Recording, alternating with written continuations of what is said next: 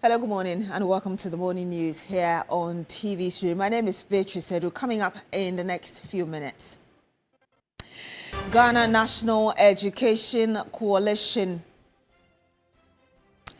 Campaign Coalition commends the government's 2026 education budget, but urges timely, inclusive, and effective implementation to achieve desired impact.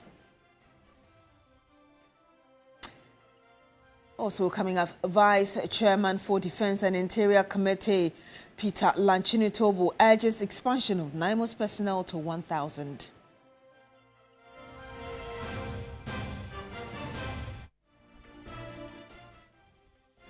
And on the firing front, UK Home Secretary warns illegal migration tearing nation apart as new asylum plans impose a 20-year settlement wait and regular refugee status review requirements.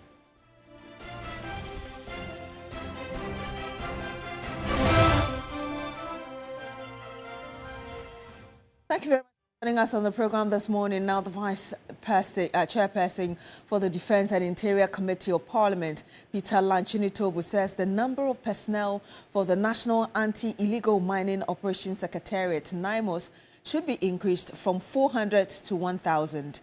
In an interview on Hot Issues, he noted that the 150 million CD allocated in the budget to NIMOS is not enough and hopes it will be increased in the 2026 mid-year budget review. Alternative livelihood programs should be running. Okay. Responsible cooperative mining and skills development should be running alongside. And gradually realize that the mining that we want to sustain our economy, legal money, as we call it, will continue to be there, and the illegality of it all will just disappear. Mining is not our problem. It's the illegality of it, this environmental destruction of it. The fact that now Galamsey has become mining with heavy equipment, without the rules and regulations, that has been our problem. If not, when I was a child, mining has been there. Galamsey has been there with pickers and a shovel and whatnot. Today we do Galamsey with heavy machinery. So until then, we're running in circles. And we're on. NIMOS is on. And I think that at the weekend you see what they are doing. But I'm saying that what they are doing, if you are able to enhance their capacity with the numbers and the tooling, I'm sure that they will do a wonderful job for this country. Because they've shown a sign that is the way to go. Well, they have 150 million in the 2026 budget to augment their work. No, I mean, when I saw that budget line yesterday, I smiled. Why? Because 150 million for NIMOS.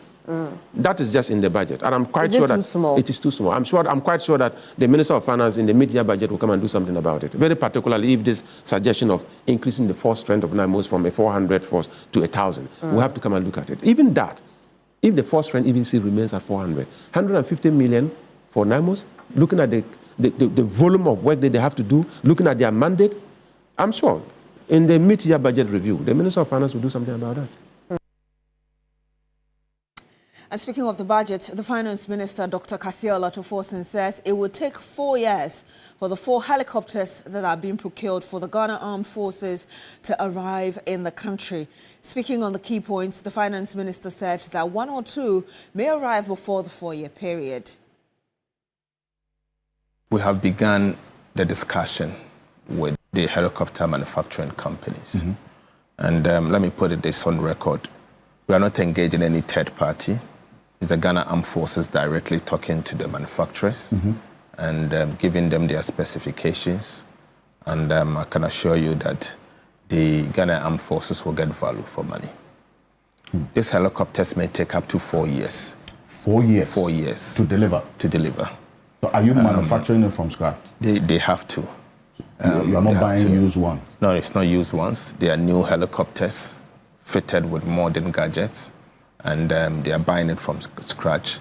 And then it's our belief that it will take 4 years to get the entire full. Probably they may get 1 or 2 before 4 years, but the entire 4 will be ready in the next 4 years. And that is the decision of the ministry between the Ghana Armed Forces and those that are selling. In the coming days, we'll be going to Parliament to present those agreements to Parliament for discussion. Is it necessary for us to charter at all? And thankfully, the current president has not done any chartering for himself. And then obviously he flies commercial when he has to, but he cannot continue to fly commercial. John Mahama has never chartered a flight since he became president. Have you seen him charter one? Have you seen him charter one? No. He's not chartered one. As long as I'm concerned, I've not seen him charter a plane for his use. No, he uses commercial flight. And there are instances that we've seen him even use Jata, his brother's plane, to support his travels. But obviously there was the need for us to have an executive flight. The truth is, purchasing an executive flight doesn't mean the president will be the one to use it. It may take 4 years. You remember President Kufuor purchased flight, the current Falcon, was purchased by President Kufuor. But he never had opportunity to use it until he left office. Another president came and used it. But we are building a country. The fact that President Mahama may not be the one to use the plane for the state does not mean it should not be purchased. There will be a president in future. This country is a going concern. And so there's the need for us to have a flight worthy of the Republic of Ghana. Finance Minister Dr. Kassia Alto-Forsying in that exclusive conversation with us earlier. Now, Ghana's education sector is grappling with deepening challenges from severe teacher deficit to poor infrastructure, hindering academic progress in many rural basic schools. But a proposed government intervention to construct some 400 teacher accommodation facilities, as captured in the 2026 budget, offers renewed hope for improving learning conditions in underdeveloped communities. Ghana's education sector has been grappling with several challenges that continue to undermine the academic progress of pupils in many basic schools, particularly those in rural communities. A severe shortage of teachers, poor educational infrastructure, limited teacher accommodation, and inadequate learning materials continue to undermine the quality of basic education. For instance, basic schools in Kwewu Afram Plains North and South, in the Eastern region, Bunkpurugu and Yonyo in the Northeast region, as well as Triponi and Saboba in the Northern region, are among the areas experiencing poor learning conditions for both pupils and staff. Unresolved accommodation constraints in these underserved communities have compelled many teachers to refuse postings. This is hindering the United Nations Sustainable Development Goal 4, which promotes quality and equitable access to education and lifelong learning for all. Education is the key to development, and the teachers are the people holding the key. Governments should help those who are in the deprived areas. Anytime they are reading budget, we see that all the attention is just in the cities. Accra, Kumasi, let's just say the cities. But when you look at the deprived districts that they have just created, the attention is not there. So the only thing is that we continue to cry. In Gbaligan in the Gushegu Karaga district, the head teacher is forced to practice multi-grade teaching and has converted one of only 3 available classrooms into accommodation for his nuclear family. The lack of decent housing has resulted in many posted teachers retreating from such communities. When we went to Gushegu Karaga, that village you went, 3 classroom block, they are using 2. The head teacher is using one of the classrooms for him, he himself and the family. Abba. It's very pathetic. The structure is just the major problem that we are facing. Rainy season like this, we would rather sit under trees rather than go inside to endanger our lives. Because as now, looking at the structure, it has a crack and we don't know when it will fall. It can either be today, it can either be tomorrow. However, the government's proposed intervention captured in the 2026 budget to construct 400 teacher accommodation facilities has been widely welcomed by stakeholders in the education sector. Despite substantial investment by successive governments, the gap in educational infrastructure and teacher motivation remains wide. Finance Minister Dr. Kasiel Atoforsen has indicated plans to resource the Ghana Education Trust Fund, GET Fund, to undertake key educational projects. GET Fund again will construct 400 4-unit teacher bungalows, 2 million pieces of metal mono decks and chairs, 200 unit 66-seater buses, 200 double cabin pickups, and 50 saloon cars.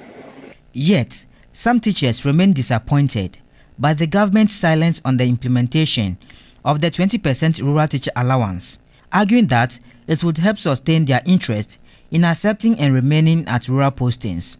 Others are calling on the government to prioritize rural communities in the rollout of the 200 new school projects earmarked for construction. As the challenges confronting rural basic education deepen, stakeholders insist that lasting progress will depend not only on new infrastructure, but also the policies that motivate and retain teachers where they are needed most. The hope is that government-promised interventions, if fully implemented, will narrow the inequity gap and restore dignity to teaching and learning in Ghana's most deprived communities. Stanley Nibleu, TV3 News, Accra.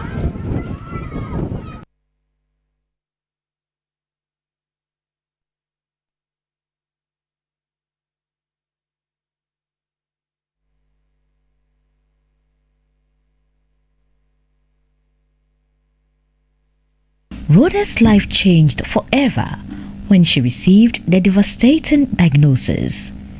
The stigma, fear, and uncertainty about what lay ahead were overwhelming. When I went to that facility, the nurse who saw my reports went to my school to tell a colleague teacher to be careful about me and that I am HIV positive. So when I come back to the school, they shouldn't get closer to me. They shouldn't allow the students to get close to me. But this lady, I always appreciate her a lot. She's called Madam Grace. The lady kept this to herself. And because of even what the guy told her, she decided to be more close to me. It was just recent, last year, that she disclosed this to me. The fear of being ostracized by her loved ones kept her silent. But she found love, and together with her husband, they welcomed children who are not carriers of the virus. I remember when I got married and I got pregnant with my first child, I went to a certain facility to seek for my ANC, and the very first day I got to the facility, 2 nurses were there having a discussion. And the discussion was around a person who just came there and tested positive to HIV. And they were discussing the person's surgery. I was able to identify whom they were talking about, because one was directing the friend to where the person stays and another thing. And since we were in the same community, I was able to trace to see the person they were talking about. So I was like, wow, I'm also positive. So what will be my stand after they get to know of my status as well? Meaning they are going to discuss me and who will be the next person to hear about my story. So I left the facility. I decided not to come to the antenatal at all. But on the day of my delivery, I gave them my prophylaxis to be given to my child because I was due for delivery, and then I knew they have to give the prophylaxis to the child. Immediately the baby comes out. The moment I gave this to the woman, her attitude towards me changed. She now became cold. She wasn't responding to me. So when I started having the contractions and was crying for help, she wasn't coming to me. But lo and behold, there were some student nurses at the facility, and one of them was coming to me. The woman, when I was even, the baby's head was coming out. I felt it, I held it, and saw that the head was coming out. I shouted to them that the baby is coming. She said I should shut up and be there. Which baby is coming? HIV nipa so. Obatete ye wahase. Yobedi wachi sabe de say be hwe no ahwe po no bi anya bi mo kɔ ne ho amonhwe yi. And I was scared. I was crying. Rhoda's story is not unique. Thousands of Ghanaians live with HIV silently, battling stigma and fear. Despite the progress made in Ghana's fight against HIV, stigma remains a significant barrier. Many still view HIV as a moral issue rather than a health condition.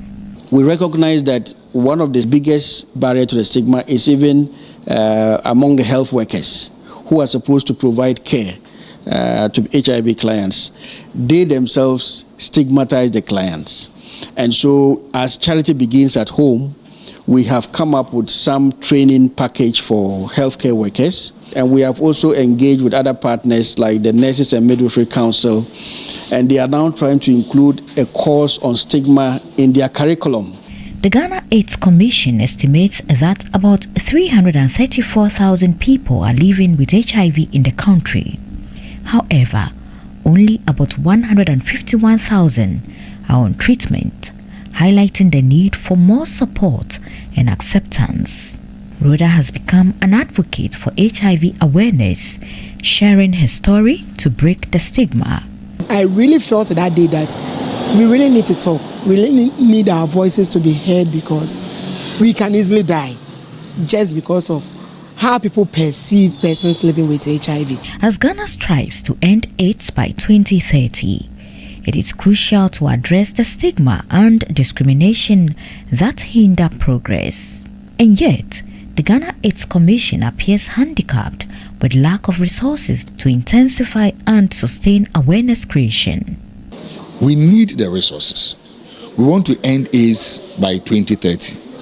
Without a dedicated fund to support all the innovations, all the other interventions, there's no way we'll be able to achieve that result. It is important to create a society where persons living with HIV feel valued, supported and empowered to live their lives without fear. Sarah Penkro, TV3 News, Accra.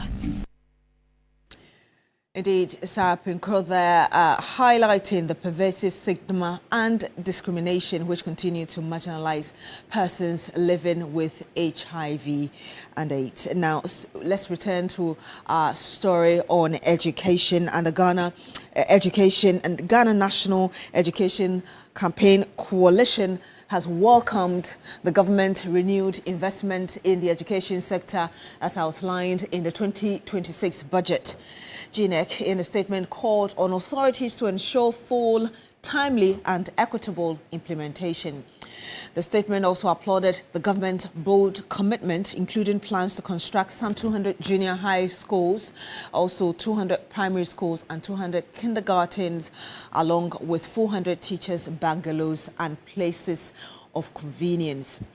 GNEC also commended the government's pledge to supply free, comprehensive, curriculum-based textbooks. Now, despite welcoming the budgetary allocations, GNEC expressed concern over the historical challenges associated with implementation delays and inadequate stakeholder engagement.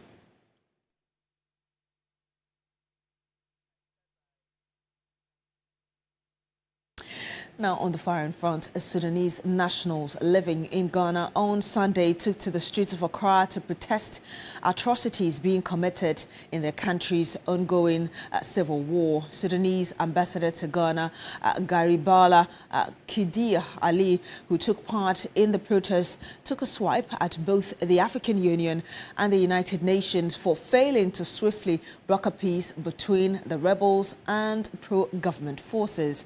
Stanley Niblo filed this report for us earlier. The conflict in Sudan has led to the deaths of more than 150,000 people and displaced over 40 million residents, with majority fleeing into neighboring countries. Currently, the paramilitary group, the Rapid Support Forces, have seized control of El Fasher, where waves of attacks have left scores of women and children dead. Rebel forces have also blocked humanitarian aid to the worst-hit areas, triggering severe starvation. On Sunday, November 16, 2025, Sudanese nationals in Ghana, joined by concerned Ghanaians, marched through the streets of Accra to protest against atrocities being committed back home.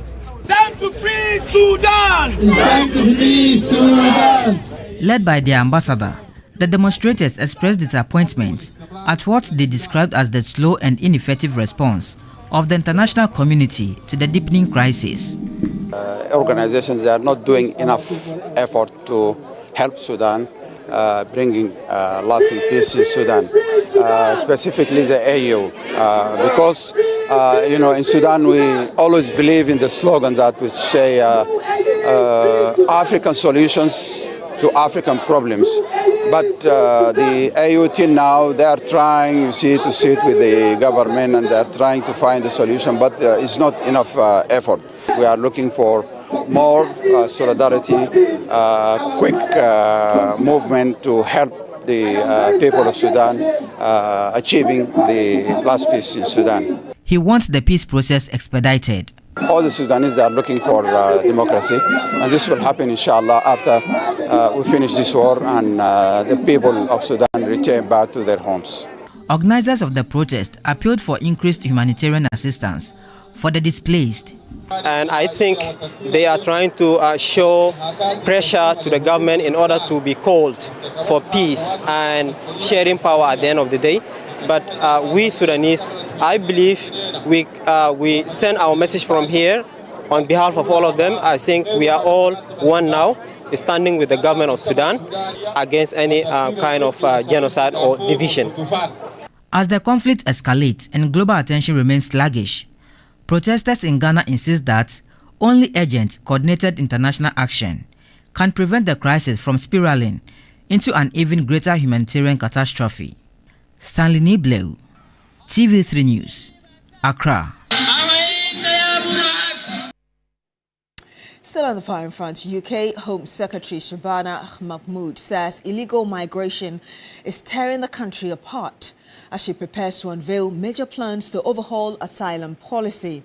New measures set to be announced by Shabana Mahmood today, Monday, will include people granted asylum needing to wait some 20 years before they can apply to settle permanently.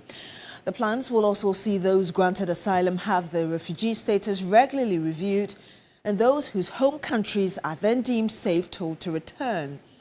The changes are aimed at making the UK a less attractive destination for illegal migrants, leading to reduced small boat crossings and asylum claims. A total of 109,343 people claimed asylum in the UK in the 12 months to March this year, a 17% increase on the year before. That's according to the government data.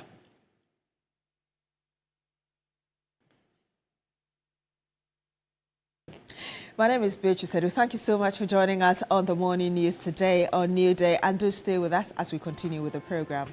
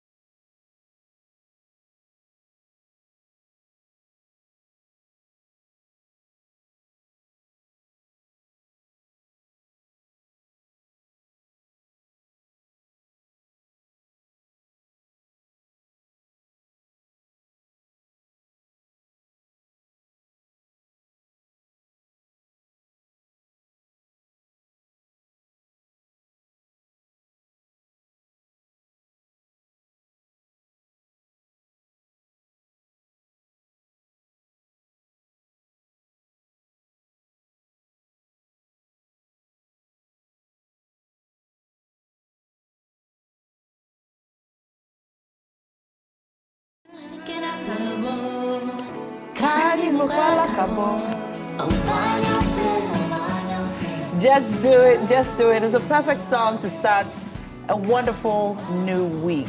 This is a song by Six Strings featuring Dali, and the title is Just Do It. It gives us just the right motivation to start the week. Whatever you think you want to do, put your mind to it, you can do it. And there's a line in it that I really like, that no one who's ever made it said it was easy. All right, so it might not be easy, but put your mind and your heart and your spirit and hard work to it, and you'll be able to do it. Good morning. Good morning, Chief Motivator. How are you? Morning, Roland. I hope you had a great weekend. I had a wonderful weekend. Okay. Absolutely amazing. Did you go mountain diving? No, I didn't go mountain climbing, but I did spend the weekend on the beach with the fisher folk in Teshi. So, that's a great one. I had an amazing morning. Is it on your TikTok? No, yes, I think some of it is on my TikTok. I don't know how come I missed that, because I'm always on your TikTok. I'm always on your TikTok too, but you don't post anything. I think I'll start, I promised myself I'll start posting from next month. Have you recorded your stuff already for posting? Not yet. So you're recording one today? I'm getting on around it. A friend of mine has a station. That's the Kabori station in Anglogan. So that's where I'm going to start. That's Chairman Godwin Tamaklo. I see. So you're going there to shoot your TikTok video? Yes, I'm going to start from there. Then I'll be speaking raw But you should just post some of the cool things you do in the studio. Oh, really? Yeah, some of the very cool comments and contributions that you make to behind the scenes. Great. And I think that the finance minister started a roadshow from Thursday, or let's say, Thursday, because he went to Ivan Spencer and subsequently went to Bernard Avle and then came to us as well. Today he's on Weasel. And I thought that was the coolest thing that a finance minister, it doesn't happen very often. We haven't seen Ken Oferiatta do that. Like you put your budget together, you go to present it before the Chamber of Parliament, and subsequently you follow through and you get asked questions, and then you give real-time responses. And I thought that was the coolest thing to have been done. Yes. And so Casey Latofos, and wherever you find yourself, please, good morning to you, and thank you for the great work as well. I think it's something we can credit this administration for transparency. And interaction with the press. It's a lot of work and energy. Yeah. I mean, to stand on your feet to deliver budgets for all these minutes, and then you're going to stations, even if it's just 1 hour. How many stations did you just mention? About 5 hours. Today will be the 4th? Today will be the 4th. Yeah. So no, he also went to UTV as well. Yes, today will be the 5th. Yeah, so that'll be the 5th. Yeah. Well, so that's and you know, sometimes you think that the questions will make the Q&A boring, and they never get to be, because the budget is just so big by way of being the volumes, so you have everything to ask from every sector. For example, on big issues this morning, we're focusing on the education sector, and there have been promises about building junior high schools 200, primary schools and daycares or nurseries 200, etc. And of buses, exactly. So there's just so much to ask. And then there's so much we're also demanding. For example, my road from Ajekwejo to Santo, it hasn't been done. Even though big push, big push, and Kwame Govins Agboja is doing some great work on that as well. I think we'll be focusing a bit on that. But let's not forget, as we are fixing the roads, you're also fixing the street lights. I did mention the other time that the Ebri Highway, it's really dangerous driving on it. Have you driven there? Yes, in the night, a number of times. In the night? It's so dark. Yes, in the night. And because there are no lights. What were you doing there in the night? Now I'm interested. Up there. Okay. Yeah, she cultivates cassava. All right. Not bad. Not bad. But which is your right. Yes. Up there at night. And people, you know, a lot of people drive with highlights on. Even when there are street lights, they still have highlights on. And so that place without street lights and the highlights on, it just hits right into your face. You know what happens? And if you're not careful. The street lights, some of the street lights work and some don't work. Yes. So if you're driving on the road and you hit the dark patches, you're tempted to turn on your highlights. Yeah. All right, just so you can navigate that part of the road. But because it bends and meanders, you don't know what's ahead. Exactly. And that's what makes it very dangerous. But that whole stretch, there are no street lights, actually. There are no street lights, no. Okay. I've been on it several times in the night, and it's not really funny driving on it. Wow. Yes, so I hope that as we are fixing the roads, we are complementing them with the street lights as well. Yeah. And those who have been stealing the street lights should stop Yes. it. Should stop it. Yeah. Because the government will that go really is a bad one. all the way to yes. install these street lights. And you see people who are supposed to be responsible citizens stealing the street lights That's in true. the afternoon. That's true. Oh, you That's see true. some in the afternoon? Oh, my goodness. Very bad. They appear to be fixing the a lights. problem. By the time they are done, there are no lights at night on that stretch. And it's just, we demand so much of the government. robbery. Yes. Demand just as much from ourselves. And he told Alfred Okansi that they were going to buy helicopters. Of course, he made the announcement, but then he said they were going to buy it from scratch because they didn't want refurbished ones. And in the aviation industry, having, let's say, a 30-year-old, a 40-year-old aircraft refurbished, so to speak, is something that is done in the trade. But this time he says that the armed forces are interfacing with the producers directly or the manufacturers. They are going to look at the specifications. 4 helicopters were told. There's also going to be some other jets that will be produced as well. And going to take about 3 to 4 years for delivery. And I think that's a good thing, considering all that has happened over the period. Yes. And when he was speaking to Alfred kept asking him, so you are going to have them manufactured from scratch?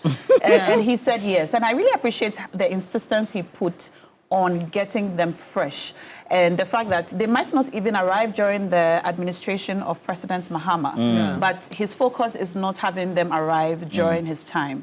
His focus is ensuring that as a country, we have helicopters that are fit for purpose. And this comes on the back of the recent disaster.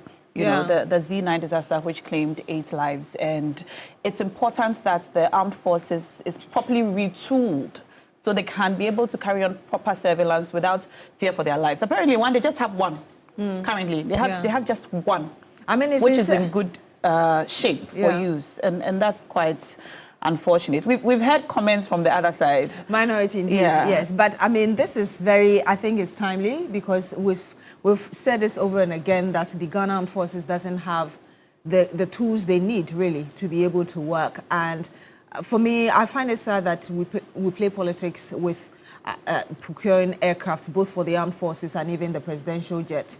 It depends on which side of the government, as it were, people find themselves. If they're in opposition, they are criticizing it. When they're in government, they find a need to do it. But I think that it's necessary for us to deal with it. And yes, you're right. The minority says the government is using the crash as an excuse to procure jets that are expensive at 1.2 billion. They said that? Yeah, the minority The minority? That.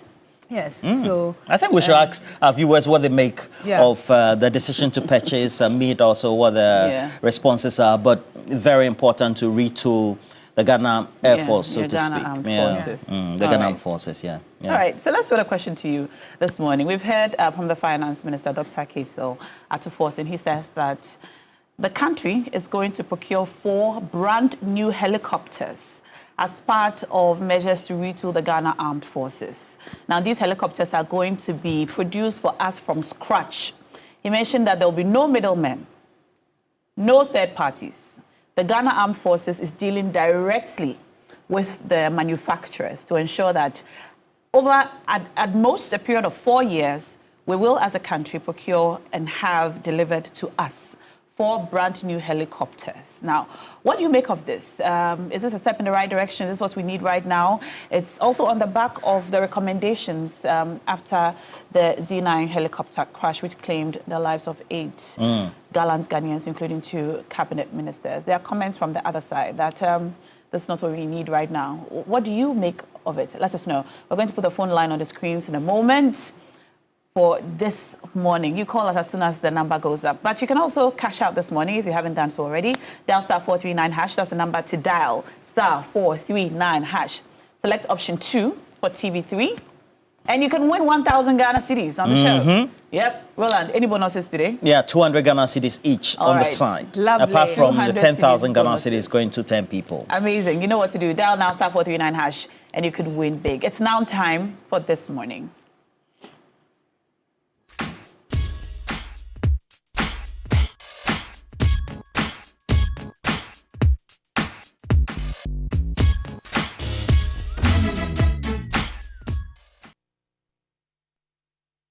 And welcome to the This Morning segment on a New Day. I think we do have our first caller on the line. Good morning to you, sir. Thank you so much for joining us. Tell us your name, where you're calling us from. Okay, we lost him there, but please. Okay, he's actually on. Hello. Good morning. Good morning.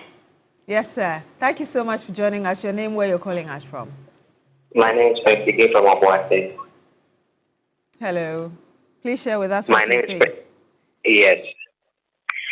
I want to make a contribution to the new purchase of the jets that the government has decided to buy. I think it's in the right direction.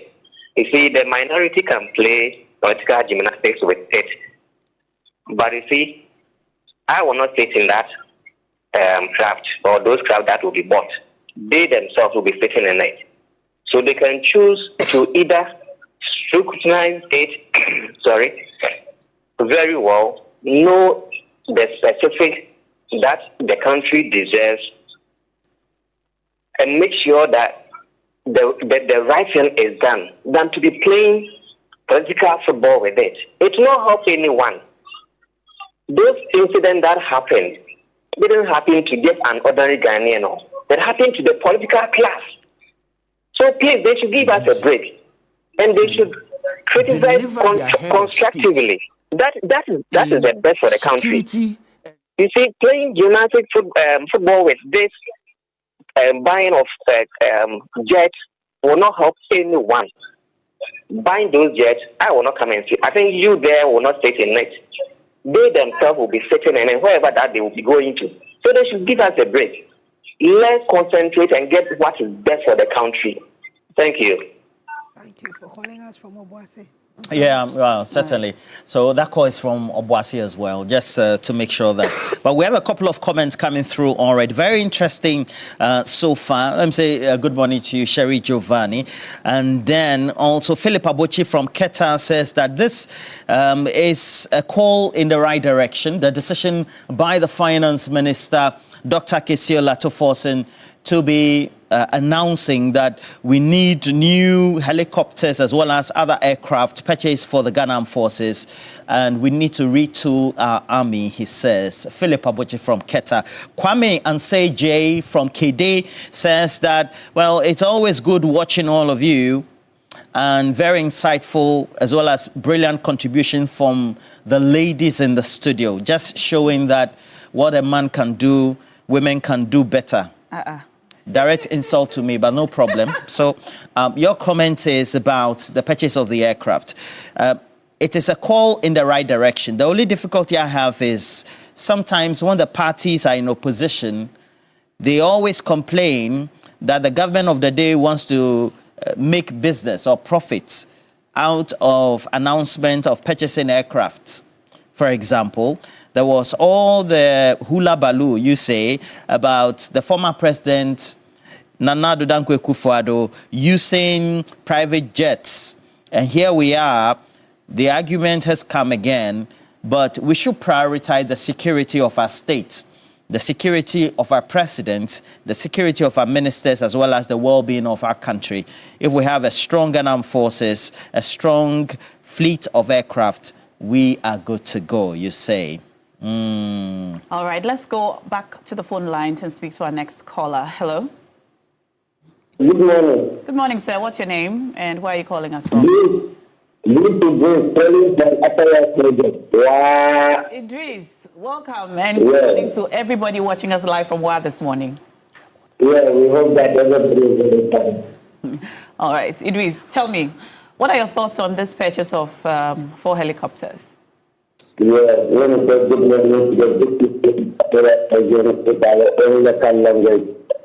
While I answer, we're doing G24 and also good morning to the NPC regional chairman in the Upper West region, Chairman Abdelaziz White.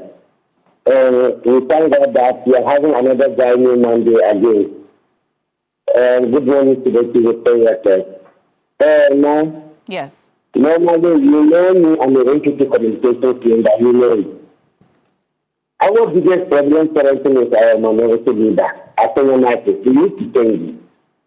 Let me tell you something. The reason why I'm saying is that currently almost 30% of Ghana having the focus on the government of the day. It is not of anything that we can use for politics. Me, I supported a talking with the Ghana and forces. If they want, they can even purchase 10 helicopters. 10, they can help them, they can buy. Look, for the past 2 months, we all see what has happened. We haven't done helicopters in this country. Even aside politics, if something bad or something serious happens in Ghana, that is other countries, where are we going to use to defend ourselves? Yes. So me, I supported the finance minister. I supported to the head to support that helicopter for this country. The helicopter is not coming in the name of NDC, and it is not coming in the name of President Mama. The helicopter is coming to this country in the name of Ghana. And the helicopter is coming to serve the people of this country, not the people of India. You understand? For me, I support them. I support them highly 100%. They should go and buy the helicopter. You see, we are in a country that we all have to come together to build a good nation. You see, it doesn't matter whether you are NPP or you are NDC. But if the town country can, they change it. He will change it. So I am saying to the calling for a minority change at the parliament. We need to take our minority leader as a minority. So to start calling for it. Seriously, the man is not serious for this country. Thank you. Thank you. Thank you, Idris, for your call.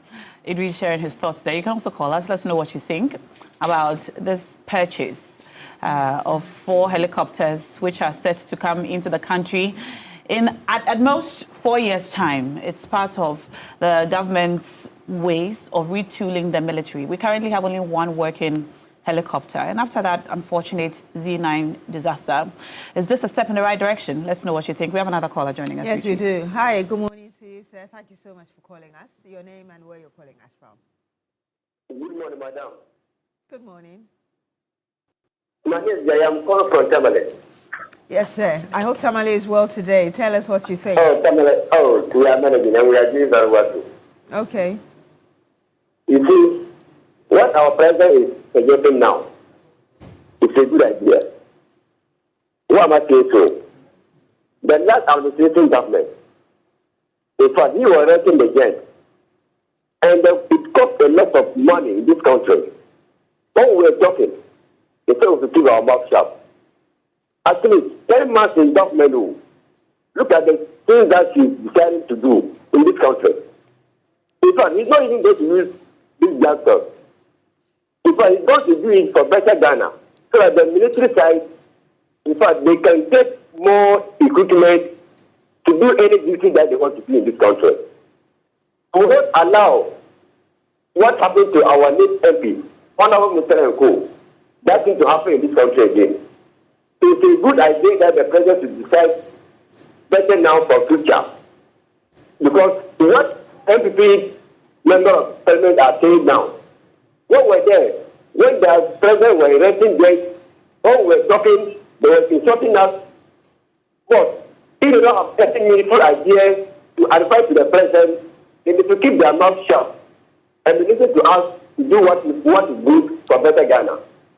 Because we will not allow them to defend the presidency to do things on their own, like what they used to do. Well, that's why Ghanaians were able to keep them out of power and now bring somebody who's going to reset the country. That's the resetting that we are seeing. Actually, they should pray for this government to succeed. If you don't have any meaningful prayers, they need to keep their mouth shut. Have a nice day. Have a nice day too. Thank you very much for calling us from Tamale. All right, let me read a couple of messages coming in from some of you texting us. Good morning now. This is a message from Master Planner, Policy Analyst in Kintampo. Procuring a new aircraft is good news for Mother Ghana. I'm certainly sure that the mighty minority will support this call. And it won't be so partisan like what the NDC did in opposition. The NDC in opposition only thinks about themselves and not about being patriotic citizens. Honorable Kojetua Blackwell should come and apologize to Ghanaians before they buy the aircrafts. All right. Prince Henry from Koforidua is sending us a message this morning. He says, good morning to you now. Buying helicopters should not have been should not be even better negotiable at all, because we can't replace human lives with money. I think and I know that everyone will support the government on this particular agenda of buying helicopters. May the souls of the 8 who lost their lives in that helicopter crash continue to rest in perfect peace. Good morning, Na, Beatrice and Roland. It's so great to see all of you so happy on social media before the show. And when the show starts, you are all serious. We're always serious. Yes, but thank you for sending that message in. We have another caller joining us, Beatrice. Yes, okay, let's go to him now. Good morning to you, sir. Thank you so much for joining us. Good morning. Yes, sir.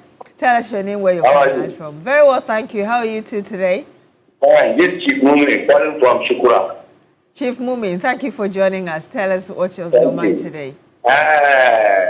First of all, let me say good morning to my honorable MP, Abdulatif Dan of Ablikuma Center, and then my able MC, Honorable Frank Lukansa. My contribution to this is the agriculture. I think it's very, very important. Ghana, we have to start owning our own things. It's very, very important. Because when they buy this thing, it's not going to be only for one party, either NDC or MP. It's for Ghana. So, please, I beg you, sometimes the politicking is too much. The polarization of everything is too much in this country. Whatever things they are going to do, and it's going to be a benefit of the nation. Let's do it. Let's support it. So that one day we will not lose life like the one we lost before. We are begging Ghanaians. Let's do things in a nationalistic manner and stop this politicking. If NDC is empowered to do, and they are going to buy even 50 helicopters or jets to support military, police, and all the security services. Let's do it. One day, another party will come, and it will benefit from that thing as well. So that is my take of this issue. Thank you very much. Thank you so much, Chief Mumin, for calling us and for sharing those thoughts with us. Well, there's a world-class university right here in Ghana, Rosebank International University, a strong South African university there, and a brand of the ADV Tech Group, Africa's largest private education provider with 146 schools across 5 African countries and over 100,000 learners, and partly owned by the World Bank through the IFC. Rosebank International University is fully accredited by the South African Qualifications Authority, the British Accreditation Council, GTEC in Ghana, City Guild UK, and Capsicum Canary Studio. At Rosebank International University, we offer a Doctor of Business Administration, MBA, Master of Science, and Master of Philosophy in Digital Marketing, Bachelor of Supply Chain Management, targeting professionals in freight forwarding, customs, etc. We offer hospitality and culinary arts as well, available at diploma, undergraduate, and postgraduate levels. Our ICT has BSc Information Technology in Business Systems and IT Computer Application Development, all carefully designed to equip you with the skills and qualifications needed for a successful global career. Remember, our mission is simple: inspiring excellence. Admissions are now open for January 2026. Visit our modern campus at Airport Commercial Opebia House, Accra, or apply online at www.rruc.edu.gh. Rosebank International University, building global citizens. Well, so we have a couple of messages again coming through. Kwesi Menta, Albany, New York, good morning to you. And you say that purchasing aircraft for the Ghana forces is the way to go. It shouldn't even be resisted by any means possible. Prince Henry Kofodia, anyone who is against buying of helicopters for Ghana at this moment is an enemy to the state and must not be taken seriously. God bless our homeland Ghana, PHK. And the Majina, who didn't get through the phone lines today, has sent a long one. Just like how long he makes his responses or talks. He says, I want to begin by commending Nana Domahine Osaje for Siadio Dr. Jimambedu for his remarkable gesture in donating a brand new car to HIV/AIDS educators. And the act goes beyond generosity, but then comes onto the substantive matter and says that government's intention, and it's not just an intention, it's not a decision, to purchase a new helicopter or a fleet of aircraft, I believe, is a step in the right direction. And, he also continues. And then we also have Sherry Giovanni. Sherry Giovanni says it's a good idea to purchase new helicopters for the security agencies. I'm sure by now we have all come to the conclusion that the over-politicization of everything, including the security of our citizens and the state, will not help anybody. And the last one is coming from Michael Bodu Asemeni. Good morning to you. And he says that even Togo, and other smaller neighboring countries have better jets than Ghana. Ghana needs a brand new jet. Actually, many of them for the president's travels as well. One for the VIP's travels, and also the need to retool the Ghana Army. Michael Bodua Semeni, Mr. Good morning to you. All right, let's go back to the phone lines and talk to this caller who has just joined us. Hello? Yeah, hello. Good morning, sir. What's your name and where are you calling us from? Yeah, my name is Zela Richard. I'm calling from Togo. Welcome to the show. Thank you. So, we know the planning of the aircraft is the good initiative for the PCF and the future storage. But there is one thing that I want to ask, and that is the research aspect of it. You see, when this helicopter issue happened, we needed to take the aircraft to the manufacturer and everything. So I'm suggesting that when it comes to the aircraft, the building of the aircraft, we should send our security personnel to monitor and see how things are. And even when we come back, then we should know how, or the details of how the aircraft works.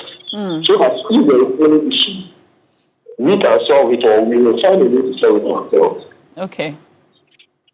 Yes. Okay. Thank you for calling. Appreciate your thoughts. He says we should send our people to go and monitor when they're building the aircraft. Well, I think the finance minister said that this directly is going to have the Ghana Air Force interface with the manufacturers as well as to take a look at. No third parties. And then this one is coming from Emmanuel. I'm very happy about the approach of not using any middlemen or third parties in the purchase processes. I want the military themselves to know that they will be held fully accountable for any deficiency in this process, and those found culpable or guilty would be fired and not just transferred or demoted, as we normally see when servicemen offend the law. Emmanuel, bringing this to us, Charlie. People, they blast the soldiers already. Yeah. Well, we've been joined on the phone lines by Richard Kumado, security analyst, who is one of the authorities who we have come to rely on matters pertaining to security, especially the Ghana Armed Forces, and offered a lot of commentary after the unfortunate disaster involving that Z9 helicopter. Good morning, sir. Morning, Auntie. Morning, Uncle Richard. Thank you for joining us on the show. You're welcome, please. Great to have you. Now, we've all heard the decision by the government through the finance minister to purchase these 4 helicopters. Is this a step in the right direction? Definitely, yes. If you look at the Z9 report, and you look at the recommendations in particular, one of the first recommendations, the very first one was that we need to modernize our Ghana Armed Forces, particularly the Air Force, which has been providing transportation services to high-profile personalities across the length and breadth of this country. Once we put in the right resources, we will get the right results. And I think it's long overdue. So any attempt in any Air Force in providing them with a modernized aircraft is the right thing to do. And we thank government for doing that. Secondly, you remember the Deputy Minister of Defense has been in Parliament recently, and he was talking about corrosion of the executive jet, which means that when it comes to the area of the executive jet, this one is a little bit too old, and that's why I keep on going for many of the corrosive maintenance regimes they are taking it through. If we get additional 2 jets, I don't know how many they want to purchase, but additional 2 jets for the purposes of the president and the VIPs in this country, I think that would also be a good thing to do.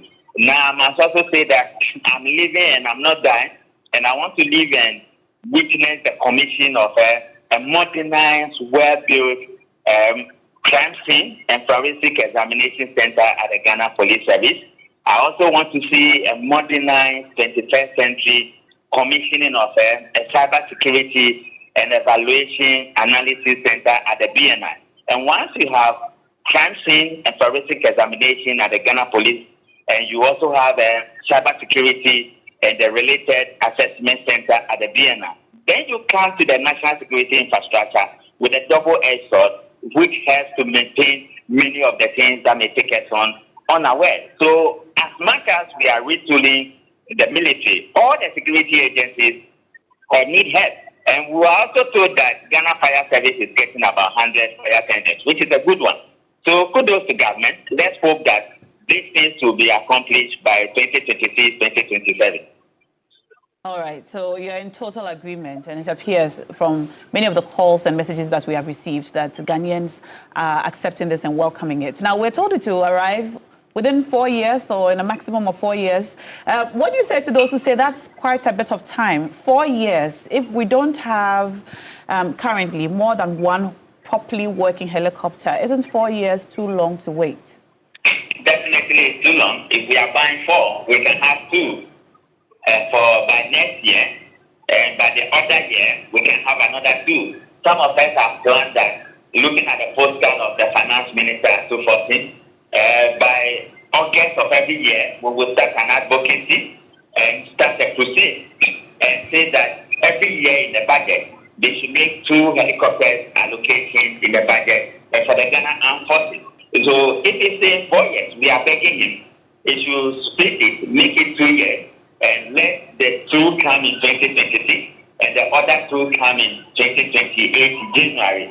And once that is done, it builds up the gap that has been created. It's also a matter of finance. I think the ones they want to go for are a little bit expensive. They want to move from the Z9s and upgrade it a little bit. And those ones come with a little bit of additional expenditure. But let's pray and hope that, as he has said, the finance minister has said, our problem in this country is not that we can't do certain things, but we have to block the wasting.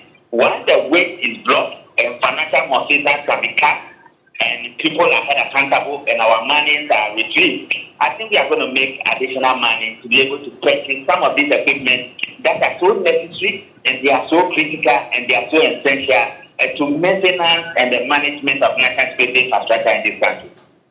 All right. I think he did mention that 2 will come before the other 2. But what do you say to those who say that this is probably not needed at this time? No, probably the public education and awareness creation will help them to understand.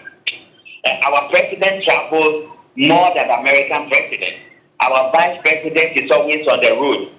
And they are the highest in terms of governance and politics and democracy in this country. Their safety and their security is paramount. It's also one of the major things you have to do if you want to secure your democracy and make sure your governance has consistency. So these are people you want to give them the best and you want them to have the best in terms of safety and security. So yes, it's necessary. Yes, it's long overdue. Yes, you needed it as much as possible. Then I'm willing. Maybe our partners, the German Prime Minister or Chancellor was here the last time he went to Kumasi. Germany could have given us 2 aircraft. Russia could have given us 2 aircraft. Then you go to America for the executive jet. So that you balance it and go to China for Z12 or the higher version of the Z9. Then you are dealing with your geopolitical arena and you know exactly not offending anybody, dealing with everybody. Just like Kwame Nkrumah said, we are friends of all and enemies of none. And these things can be done in a manner that we may not need to pay cash now. And we can factor them into our subsequent budget. And we take care of it because national security is what manages the country, is what controls the country. And if you want your country to develop, then you have to start developing your national security infrastructure, which has been left open and rotting for many years. All right. Thank you so much, Richard Kumado, for joining us. You're welcome. Thank you. sharing your views on the matter. Richard Kumador is a security analyst, is an authority on the subject, and we normally go to him or rely on him for his views on matters like this. We're talking about the procurement of 4 brand new helicopters, as stated by the Finance Minister, as part of the recommendations from the report of the Z9 disaster. The military, the Ghana Armed Forces, needs retooling, and this is one of the things we are doing to ensure that we fix that. We asked you what your thoughts are on that, and a lot of you have been sending your calls and messages in. We'll read a few more messages coming in from you. This message from Prince Henry, from landlord, I beg your pardon, in Bolga D-Line. He says, good morning now. It is very necessary to purchase these aircrafts or to go into a purchasing agreement because we have the confidence in the NDC government. Thank you for letting us know. Inshallah, we are not opposed to it. Good morning now. This man, this man and his plenty talk, he agrees that we should get the helicopters. That's all he needs to say. Really? Well, that's from Ni Amu. Good morning now. Let me send my listing to Shamima Muslim and her husband, Alhaji Al-Hassan. I have a question to ask the president, John Dramani Mahama.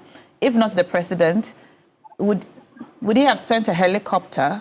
Okay, I'm not sure I understand your message. All right, I'll read it again. Bonti Benjamin says that government should speed up the process of getting an aircraft and helicopters for the state. It is a necessity. And then also Mensa Majid says one life is more precious than anything on earth. So getting a new presidential jet is the best option. He continues, if we start the process today, the current administration will not even use it. It will be for the next administration. So it will be good for the country to acquire a new one.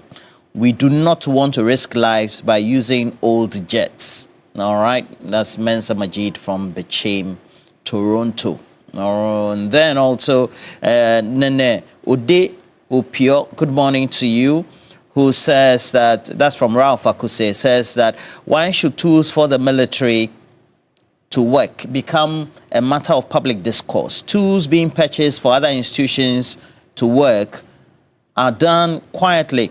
We should retool our institutions to enable them deliver. That's Ralph Akuse. Yes, so let's go to another caller who joins us on the phone. Good morning to you, sir. Thank you so much for joining us. Your name, where you're calling us from? Hello? Yes, hello? Yes, we can hear you, sir. Good morning. Thank you for joining us. Your name, where you're calling us from? Yeah. Good morning. It's Captain Solomon Deku from Maritime University. Concerning I listened to the report of the helicopter crash, and the report shows that if the Air Force are not properly trained, they are not having equipment, they are not proper supervisors to. And it seems like they said the terrain. It means that they just fly and then continue on their journey. There should be a supervisor. There should be equipment for weather monitoring. If you come to marine, our side in navigation, we have GMB, we have equipment that track weather. We have a chart that we know the areas, if it is a ship, the depth. If a plane, there should be height. So there might be proper planning, passage plan before the plane took off. So there might be somebody responsible for passage. There must be somebody also for weather monitoring. Those things should be there. So if the people are not, if we look at the report, it says that we are not serious, we are not a serious country. So please, let's try and do something. They should try to enhance the training of the officers. You see, I also suggest that let Ghana government go to Regional Maritime University. There are a lot of captains there. They should be added to, so that they also added their group before equipment plane is bought. We don't just go in. One thing too, we must also let the officers who are taking over in charge of the plane to do it. They are aware of that. Yes, sir. They should try to limit it. Because when you are taking a command of a plane flying, you should be able to detect if the plane is good, if the journey is good, the weather and all that. You know that somebody in the office give you command, then you just follow. In marriage, when you are going, it is your responsibility to decide whether I have to go or not to go. Thank you. Thank you so much for calling in and sharing those views with us.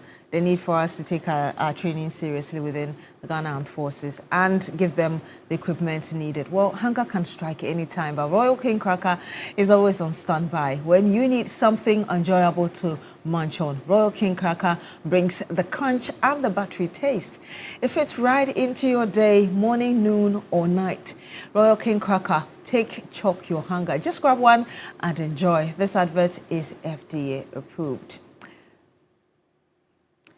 And yes, we are here again. Cash out. And it's the beginning of the week. You want to dial *439#. You follow the prompt. You choose your favorite platform, which is right here on TV3. Number 2, that's your favorite platform. *439#. You follow the prompt and you choose TV3, which is number 2. And you get the opportunity to get 1,000 Ghana cedis beginning of the year. Keep playing and you increase your chance of getting 1,000 cedis. Roland says he's given 1,000 bonus. Oh, 200 cedis for each person. So yes.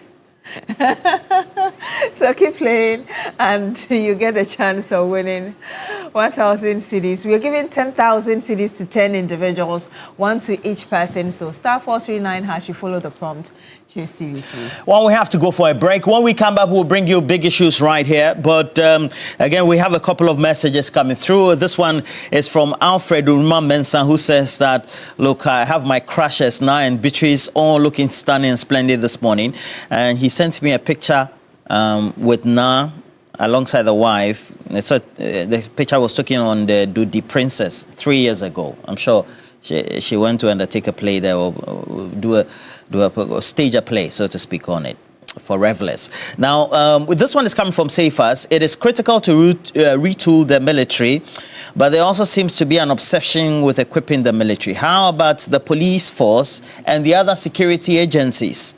They are on the ground dealing with mass actions and crime every second of the day. Safas sending this to us.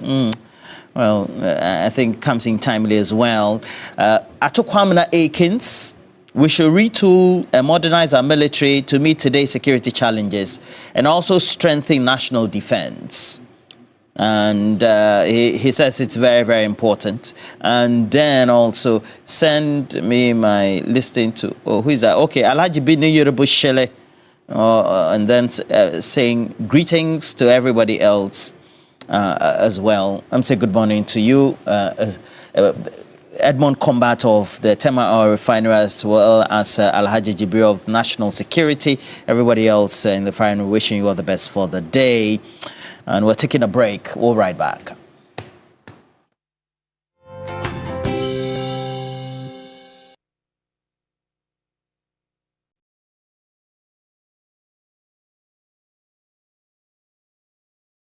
Yeah.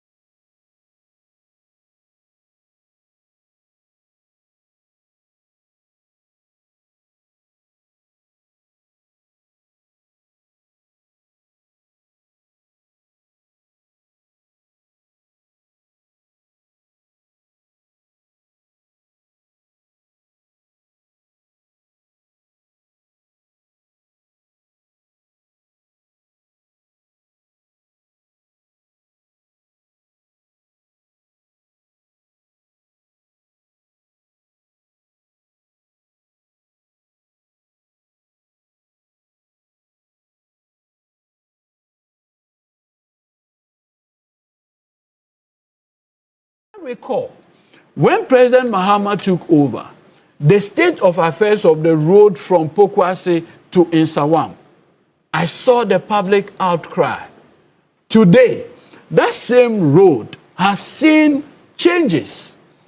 Today, I have seen farmers openly tell the president that, Mr. President, there is food, abundance of food.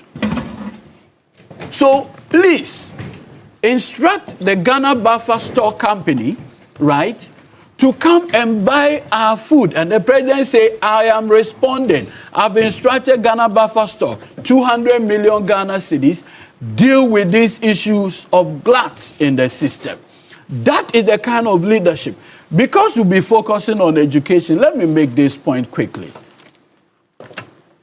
At the time we took over, the state of affairs relative to free SHS was a matter of public record.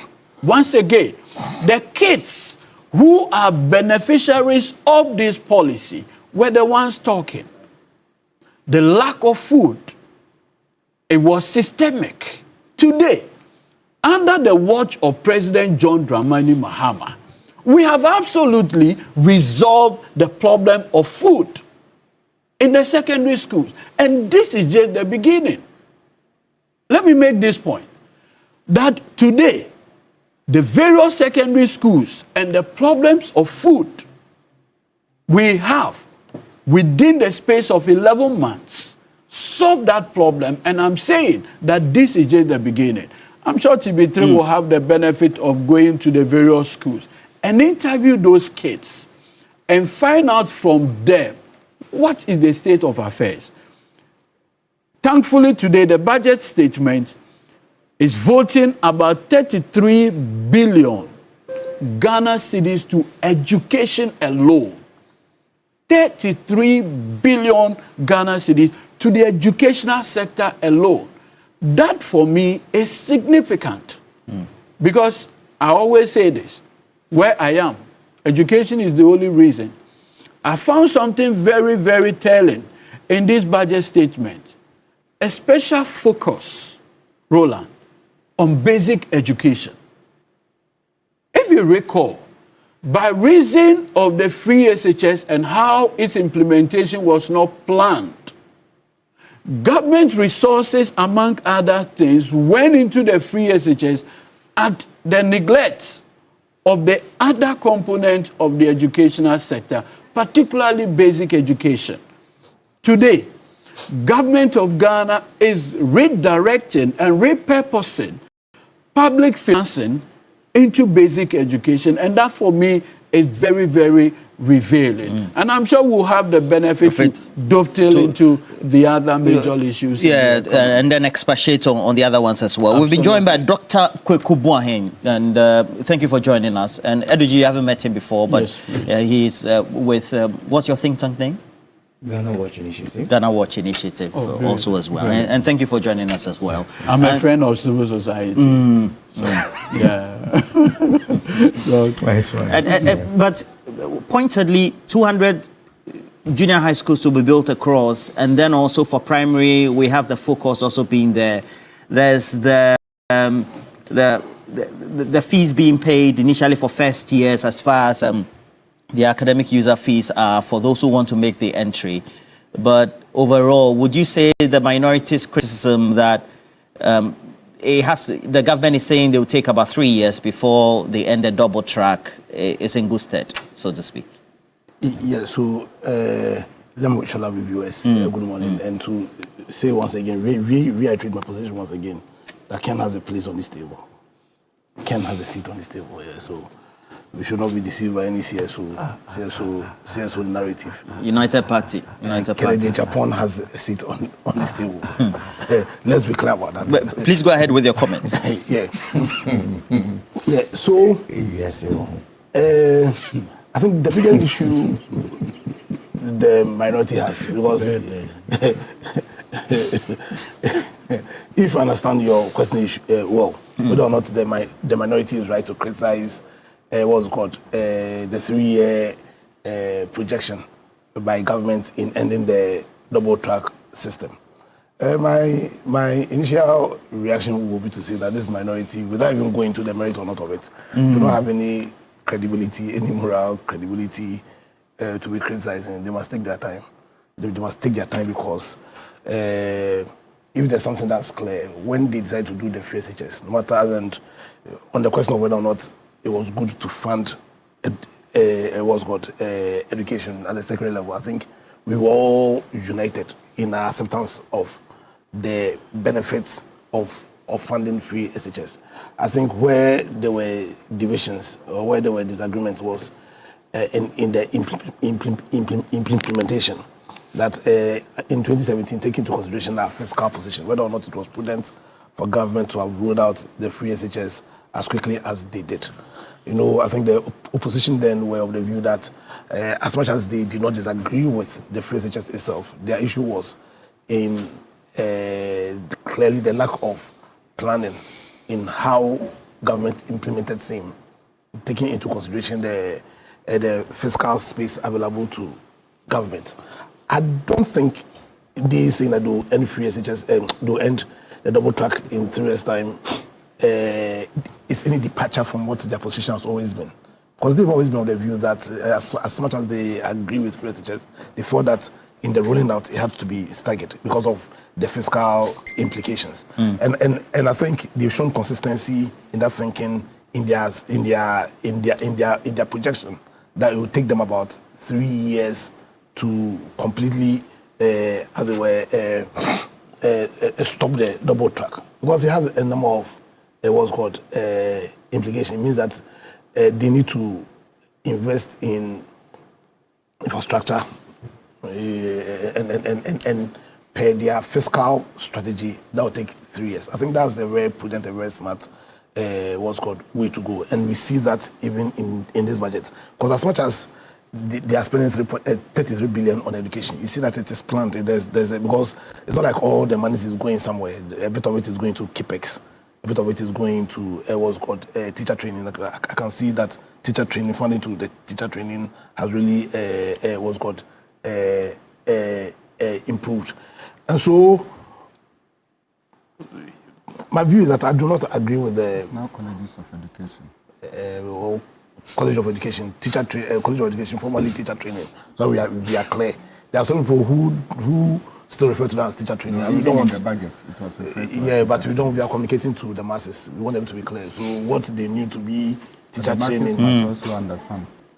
They understand. So they understand. Because as far as the teacher training is concerned, 207 million was voted. I'm only trying to. He's saying that they are now College of Education.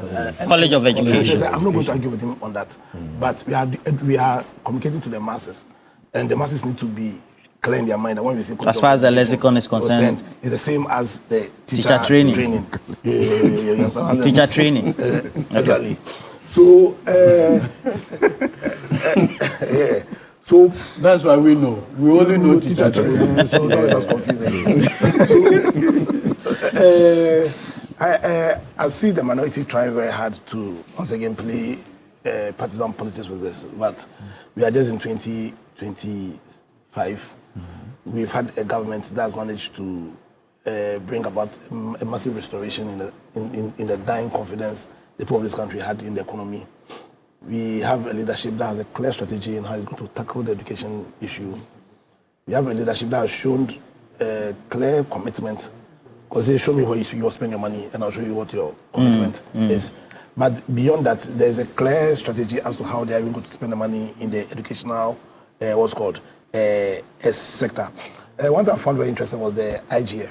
I understand that the education itself is able to generate about 3.something billion internally generated funds.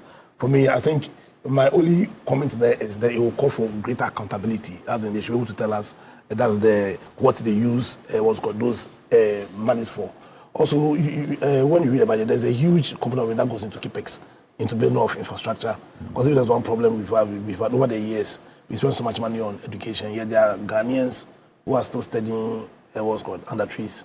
Yes, I can see a lot of money being allocated there. And also, you can see a lot of, I think about 2 point something billion allocated to goods and services.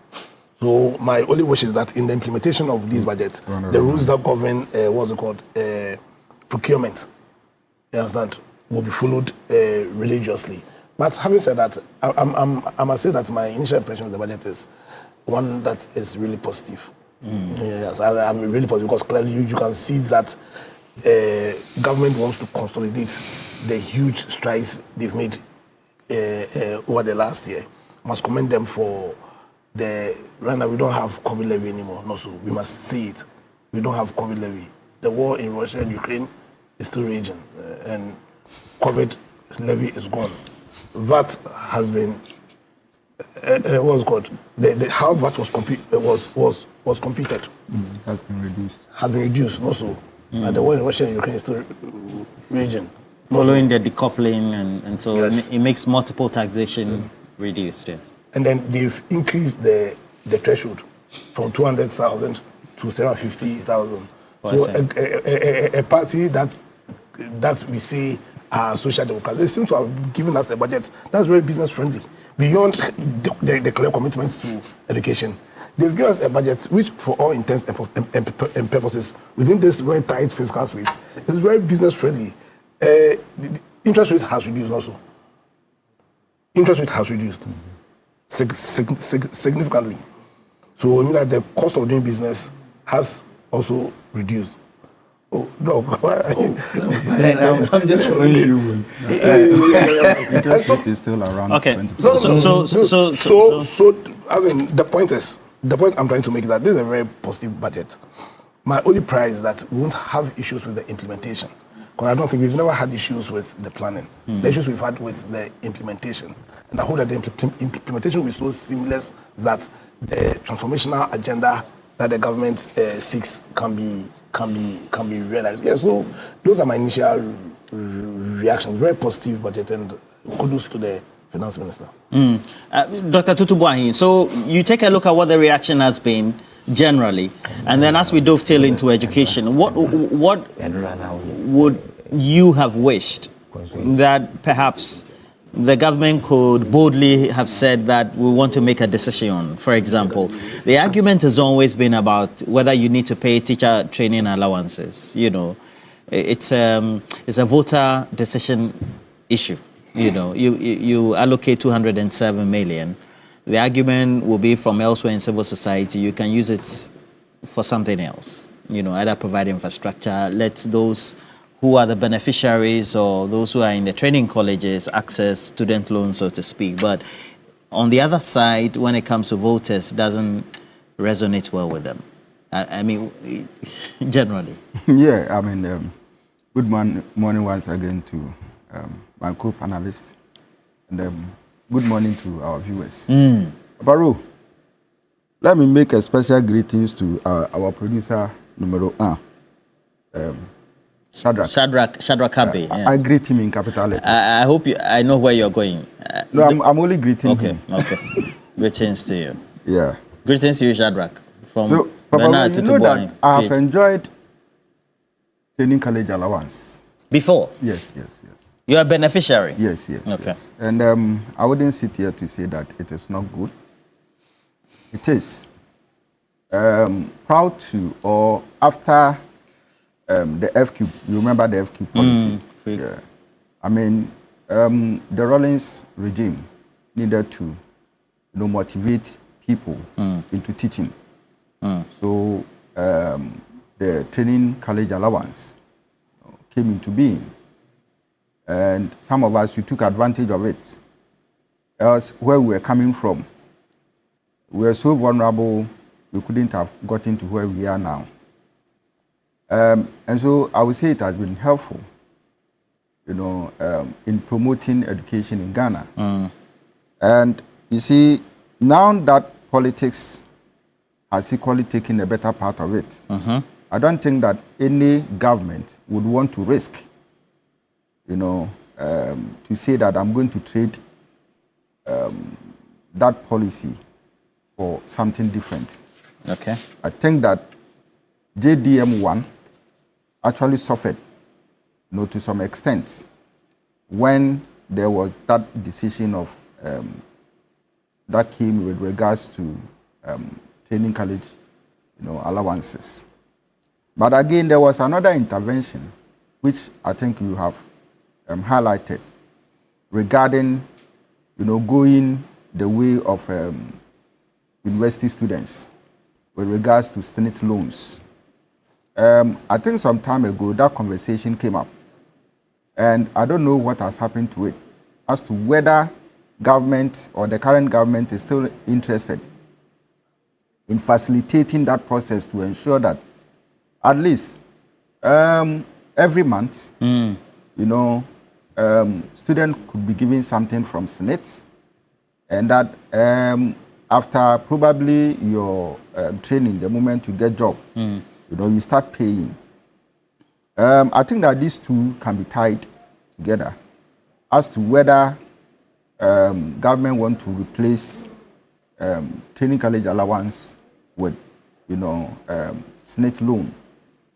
I think that the SNIT loan will be of help, to as compared to the allowances that are given. I also want to believe that, you see, when you listen to the narratives and all that, now there has been a transition where training colleges are now colleges of education, and they offer diploma programs as well as degree programs. So you could see that in terms of tertiary education, they have been these colleges have been upgraded. All right. And so if what I know that their teachers, their lecturers, enjoy the same facility as public university lecturers.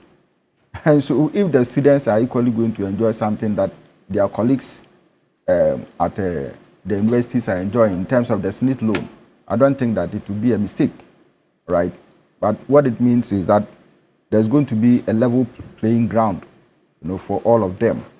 But it all boils down to commitments, and the fact that if you could equally separate politics, from, the bigger picture, I think that it will help.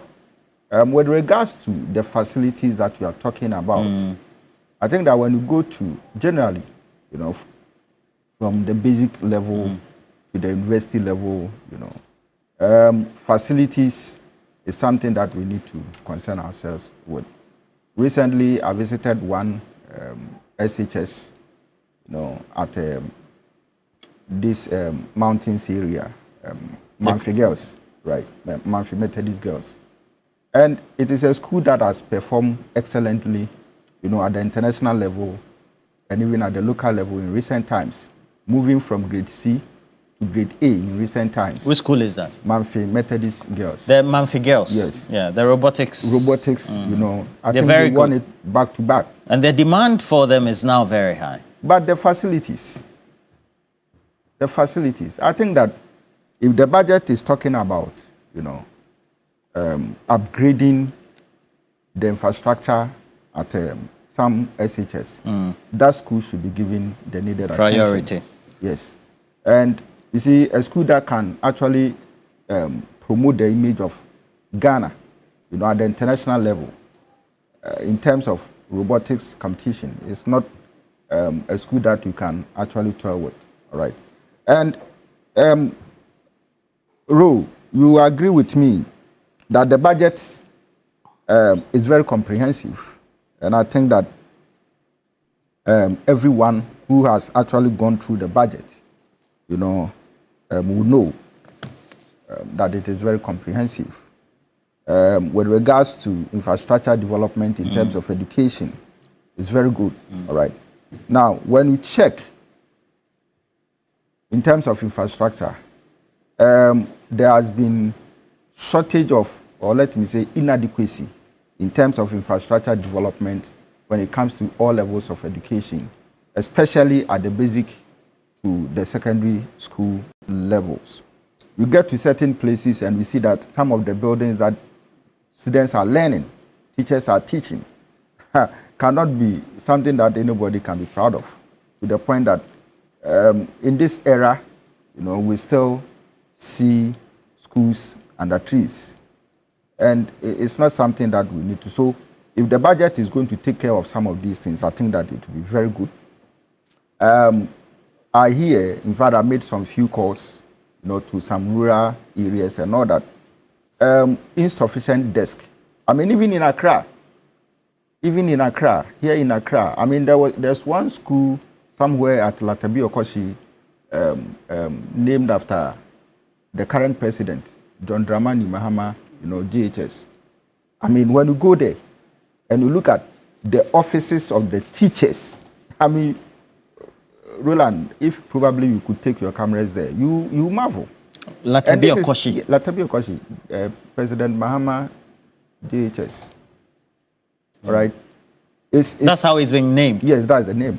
I think it's one of the new facilities in recent times. But look, if you look at it, you wonder whether this construction was done somewhere 50 years back. Move into the classrooms and you see the overcrowding. Very bad. In this era, I mean, we need to do something as a country if we want to get or gain something better from, education. Sanitation is not something that we can be proud about. It's terrible. Very, very terrible, especially at the basic levels and secondary levels of education. I mean, this whole issue about double track, has been a serious thing. And I think that parents would actually give credit, if this government can probably indicate its commitment to end double track and not to probably, well, they said by 3 years. I mean, incrementally, yes. Year 1, year 2, year 3.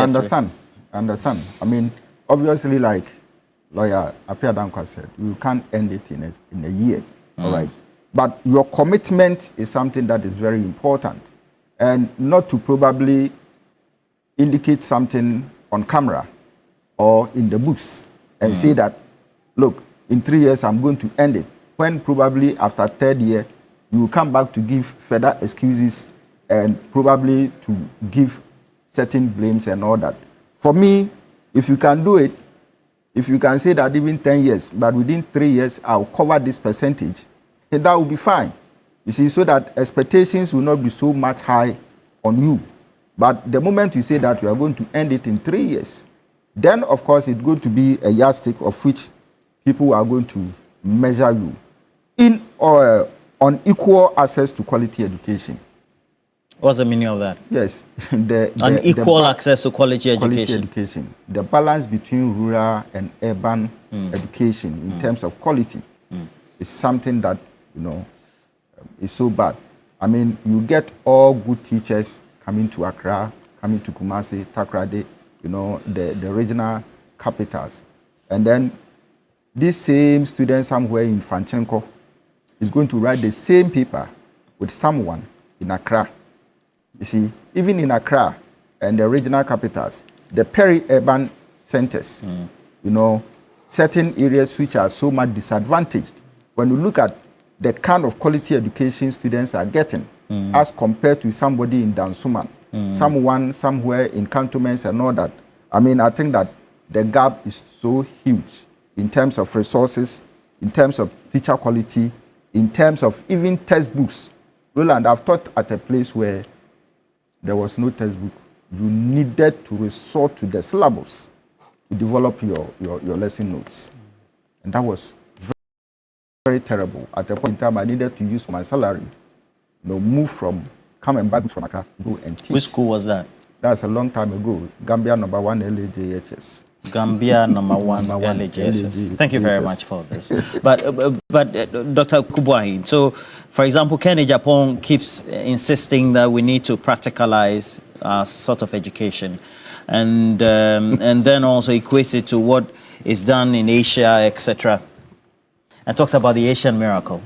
But at the end of the day, making provisions for TVET, which have become with a 20% quota for this budget as well for the sector, also means that at least some good efforts have been made, wouldn't you say, based on your own assessment for the budget? All right. Good morning to my co-panelists. Good morning to Ghanaians.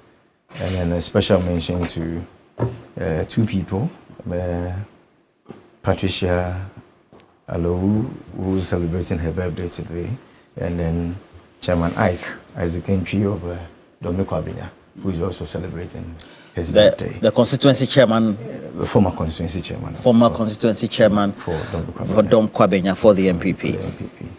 And then the good people of Takrady for hosting us over the weekend. You guys were in Takrady this weekend too? The other time was Bono. Next time was in Takrady. And then the Rotary Club, Takrady, that was celebrating their 60th anniversary of their charter. And then, like you mentioned, the incoming president, Fagbara of the NPP, Kennedy Ohene Japan, who is in the Eastern region this morning with the people of Antiaqua and Enetiwa North. He's going to be there with you to share his message of hope. Oh, come on, stop this. Please go ahead. Let me come back. Don't be distracted, please. Let me come back here. By the United Party. Don't mind them. The budget allocation for education, I think significantly, let's say that we've had an increased funding this year. If you look at the budget allocation of 32.7 billion for 2024, and then 31.7 billion last year. This is this year, 2025, and then with 33.3 billion for next year.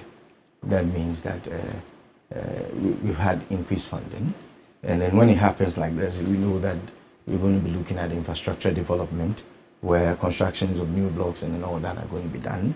Then we mentioned to the free education policies that have been brought up. No stress-free policy. No fee stress. No fee stress policy from the government, which I think is a good initiative.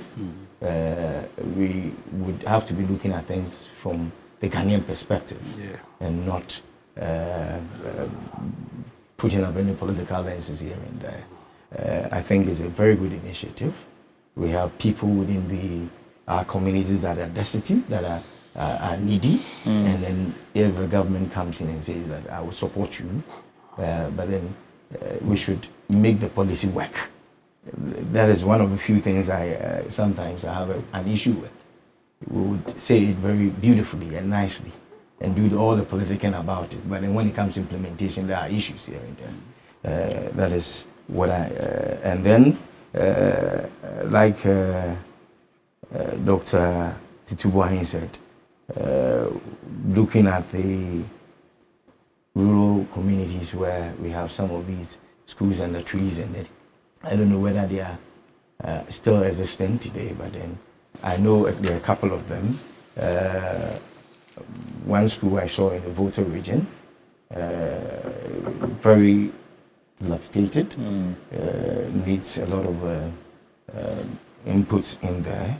So I pray that with all these allocations that have been given, it looks good on paper.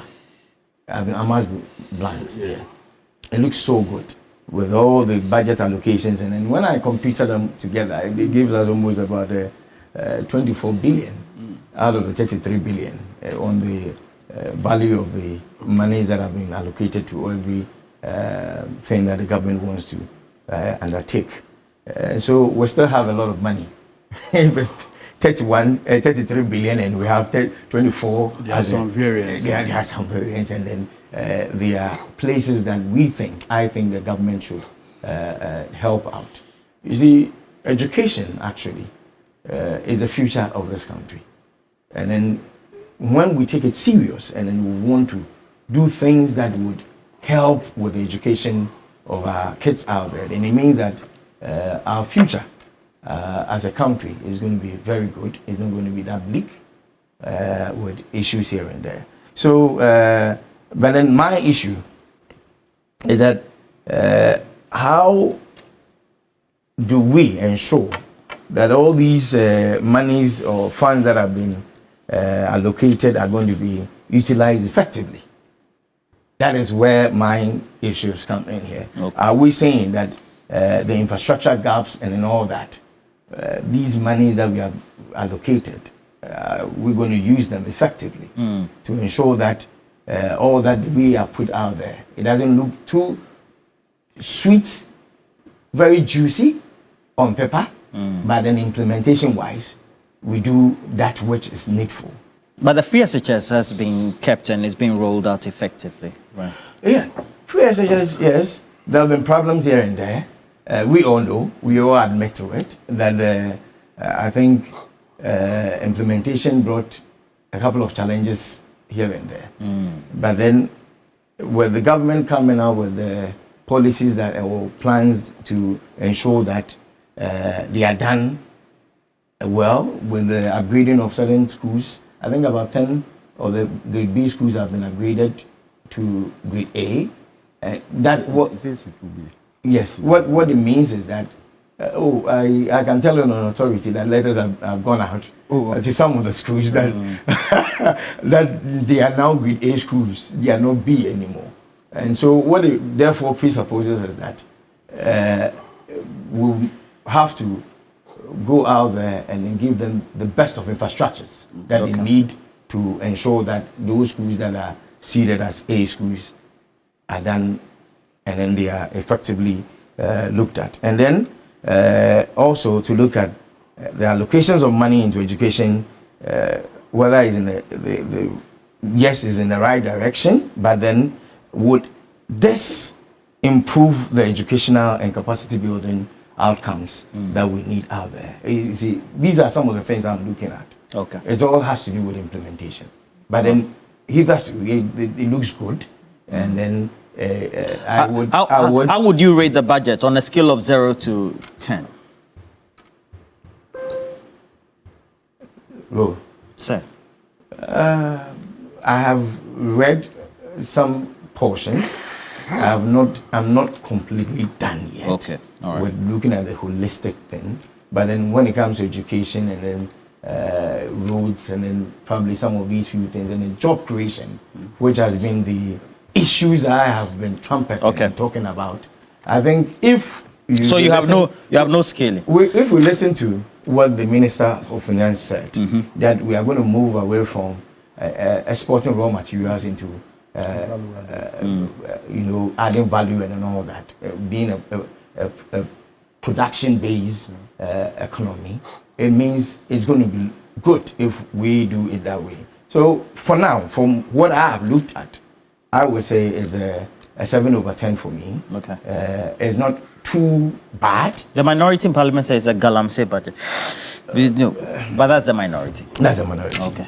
All right. So Africa Education Wars Executive Director is Kofi Ansari. And Kofi Ansari was at the post-budget workshop for the members of parliament. And incisively, you could clearly find that the members of parliament were then taken through the key sectorial areas, and he largely also focused on education as well. Kofi Ansari, you take all your inferences, the extrapolations you've made. Would you say in total the allocations to education seem to have improved drastically in such a way that perhaps what the outcomes are expected would be achieved? Morning to your audience. I think that the outcomes we are expecting obviously cannot be achieved with the current allocation. The outcomes we are operating below outcomes. If you look at our targets in our education strategic plan, we are not meeting our equitable access target, and we are not likely to meet it by 2030. We are not meeting one of the most important quality target, which is the proportion or the percentage of BC candidates scoring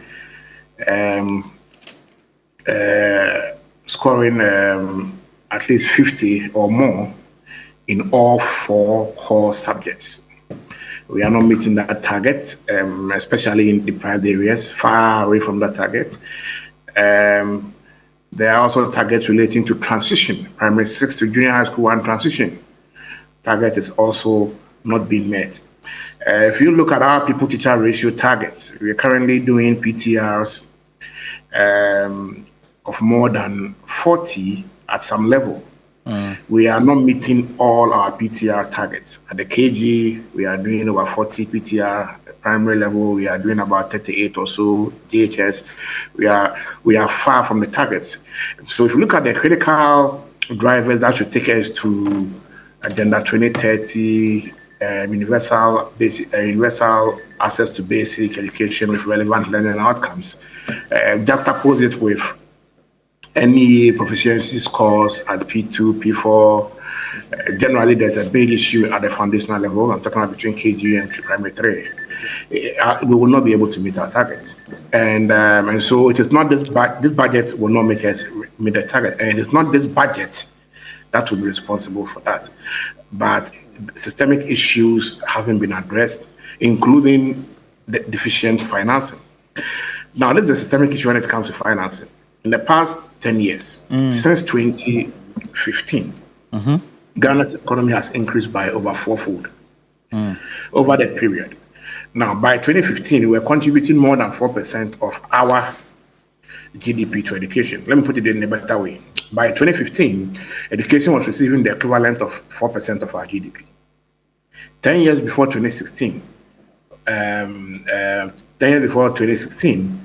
education was receiving more. In fact, by 2011 to 2012, we were doing about 7 to 8% of GDP equivalent to education. As the economy has increased by fourfold or more since 2015, education is now receiving 3% equivalent GDP. So you realize that as the economy continues to expand, education share of the expansion continues to decline. Now, whenever you see this growth trajectory increasing, it means that citizens are becoming more middle income oriented. They are having a taste for middle income goods. And one critical taste of middle income goods is quality education. So there's a demand for quality education. But the supply is deficient because the investment over time has not caught up with the demand for the increase in value for education. So that's the challenge we have generally. And that's why we will not be able to meet these targets by the end of the current education strategic plan and SDG by 2030. But back to the budget. Yeah, the budget allocated 16% of public expenditure to education. That's the highest post-COVID. It was 18% in 2020, and since then we've been coming down. And so the 16.1% is the highest post-COVID, and it gives a signal to how education is benefiting from the post-COVID, from the post-COVID gains, or if you like, the post-COVID, not resilience, but recovery of our economy. If you consider the 49 billion allocated, adding both the main budget and debt fund, you come to the conclusion that we are having significant increase from last year's 43 billion, and given the single-digit inflation we are having, it means that there's a good case for real. The real value of the 49 billion allocated for education. So that's in terms of the quantum. But again, while the 16% falls within the minimum international benchmark for financing education, which is between 15 and 20%, okay, as adopted by UNESCO, for which Ghana is a member.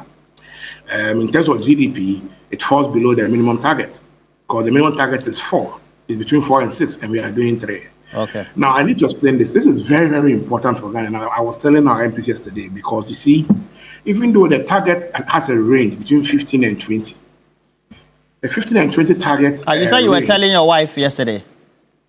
I was telling the MPs. Okay. A wife there, Charlie, I beg you. You see, the issue is that when these targets were being set, the reason why it was not pegged at 15, but varied between 15 and 20, and between 4 and 6, and not just 6-4, is because UNESCO appreciated that various governments have various models for delivering education. Some of them may be very, very economically, prudent. Some of them may be very, very expensive. may not pass the economy test. And so let's widen it such that in the countries that have very, very expensive models for delivering education will have to meet the upper threshold of 20% of annual public expenditure on education or 6% of GDP. Okay. In the case of Ghana, Ghana is one of the countries in the world with the most expensive education system. Ghana's secondary education system is the most expensive in the world. I'm talking about the public education system. But Ghana is the only country in the world where secondary education is boarding as a norm. Ghana is the only country in the world where public secondary education is boarding as a norm. So, Kofi Asare, what are you advocating? That we walk to secondary school or we have community day schools, so to speak? But you've been in this country for the past decade, and you know our position on feeding children of the rich and the poor in school. I mean, that's right. So the point I want to make is that if you have such an education system, you should be meeting the upper threshold of at least 20% of the national budget of education and 6% of GDP equivalent to education, and not the minimum.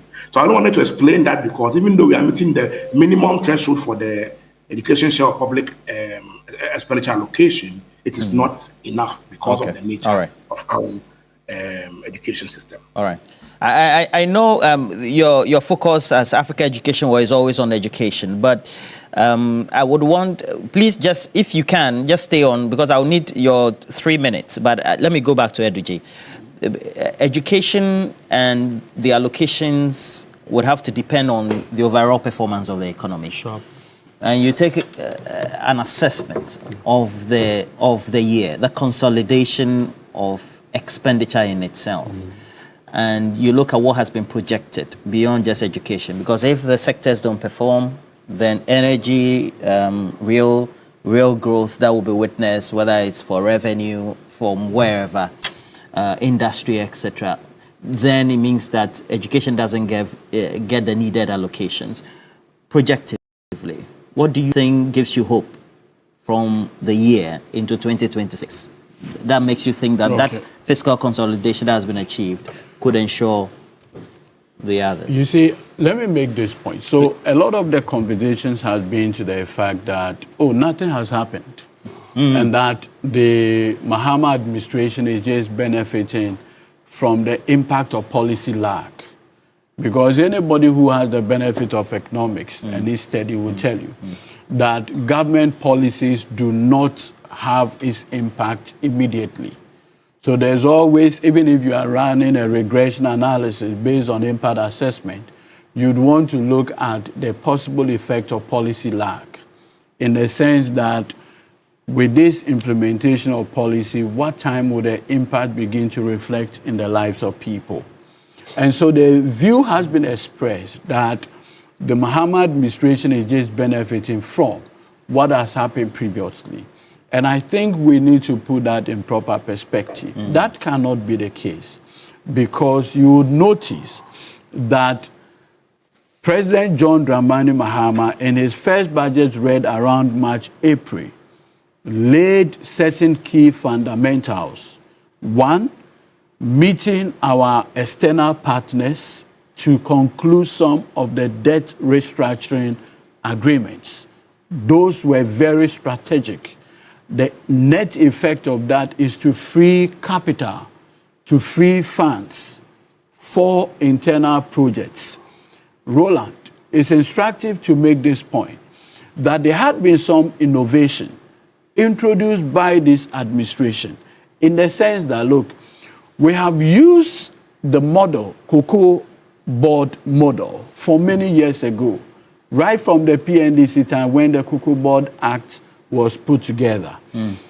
Until, under the watch of President John Dramani Mahama, the establishment of Gold Board by the Gold Board Act. That singular intervention, what it has done is to aggregate the sale of gold in the country, which has never happened before. Because in the past, people were just buying and selling their gold on their own. But you know, in this country, you cannot carry a bag of cocoa and say, I'm going to sell by myself. No, you have to channel it through Cocoa Board. It is that same initiative that this government has put together through Gold Board. Today, by reason only of Gold Board and the fantastic work that my brother Sami Jemfi is doing at that outfit, we've gotten more into the reserves that we have today than ever seen. In fact, we have doubled our reserve as today. What we have always been known to is the PMMC model. But this government has to do a drastic policy intervention using the Gold Board. That has never happened. And that alone had provided the needed buffer. Have you asked yourself why by 2017, April, we had to fall on Franklin Templeton to give us the 2.25 billion, bonds, to provide the initial shocks, the shock absorbers for the city. Fast forward from 2017, we were doing annually, averagely, $2 billion of Eurobond. There was a time in this country when we had to do Kenke Party, Wache Party. I don't understand. What do you mean? To welcome Eurobonds. There was a time in this country. Have you asked yourself, why in 10 solid months, no Eurobond, but the economy is moving? Have you asked yourself? That is innovation. That is thinking outside the box. We have never had that kind of leadership in the past, in the last 8 years. That transformational leadership anchored on the leadership of Atoforsin, the governor, is what has brought the fruits that we are seeing. Well, it's been criticized by the minority who say that the good for oil policy started by what the good for oil? Please. Where I sit and where I work, it's just a variance. I know what good for oil was doing. I don't want to go there. Please, we are still paying for it today. Yes, I don't even want to, go for oil policy. Please, I beg you. We are looking at practical solutions. Gold Board. Just by reason of aggregating all your gold seal in an entity, look at how much we have gotten. And in the past, anytime they needed to buy gold, it goes and never comes back. This time around, government itself is the one buying, like the Cocoa Board model. So once you buy and you go and sell, the foreign exchange retention comes straight into the country.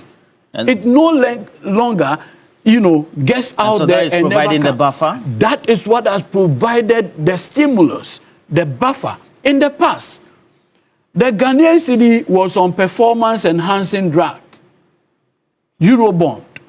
And so in the space of 6 years, we've done $11 billion of Eurobond. It has been almost a year, no Eurobond, and the economy is doing so well. Now, let me come back to the critical issues. And I want to tell my good people in Aflao, in this 2026 budget, is the market for Aflao, and it will feature prominently. You are also aware that the road from Ho through Avedakpa right to Aflao is under the big push. I don't know if you know this place. From Navrongo to Chana, to Katu to right to Sisala, into the Sisala zone, into Wa. That road was so terrible. President Mahama had put it under big push. And once that road gets worked on, what it means is that it will cut travel time from Bolgatanga right to Wa, which is a good thing that we all need to applaud. I am so happy that when President Mahama took over, unlike what Nana Addo Dankwa Akufo-Addo did in 2017, where road projects that were under Cocoa Roads, Akufo-Addo said he was going to institute an audit. And for 6 months, 1 year, those road projects were left to deteriorate. President Mahama is not saying that. What he's saying is that contractor, do your work. If there's a need for any audit, the audit to go together. The two. Alongside the work. In fact, you can chew corn and still walk.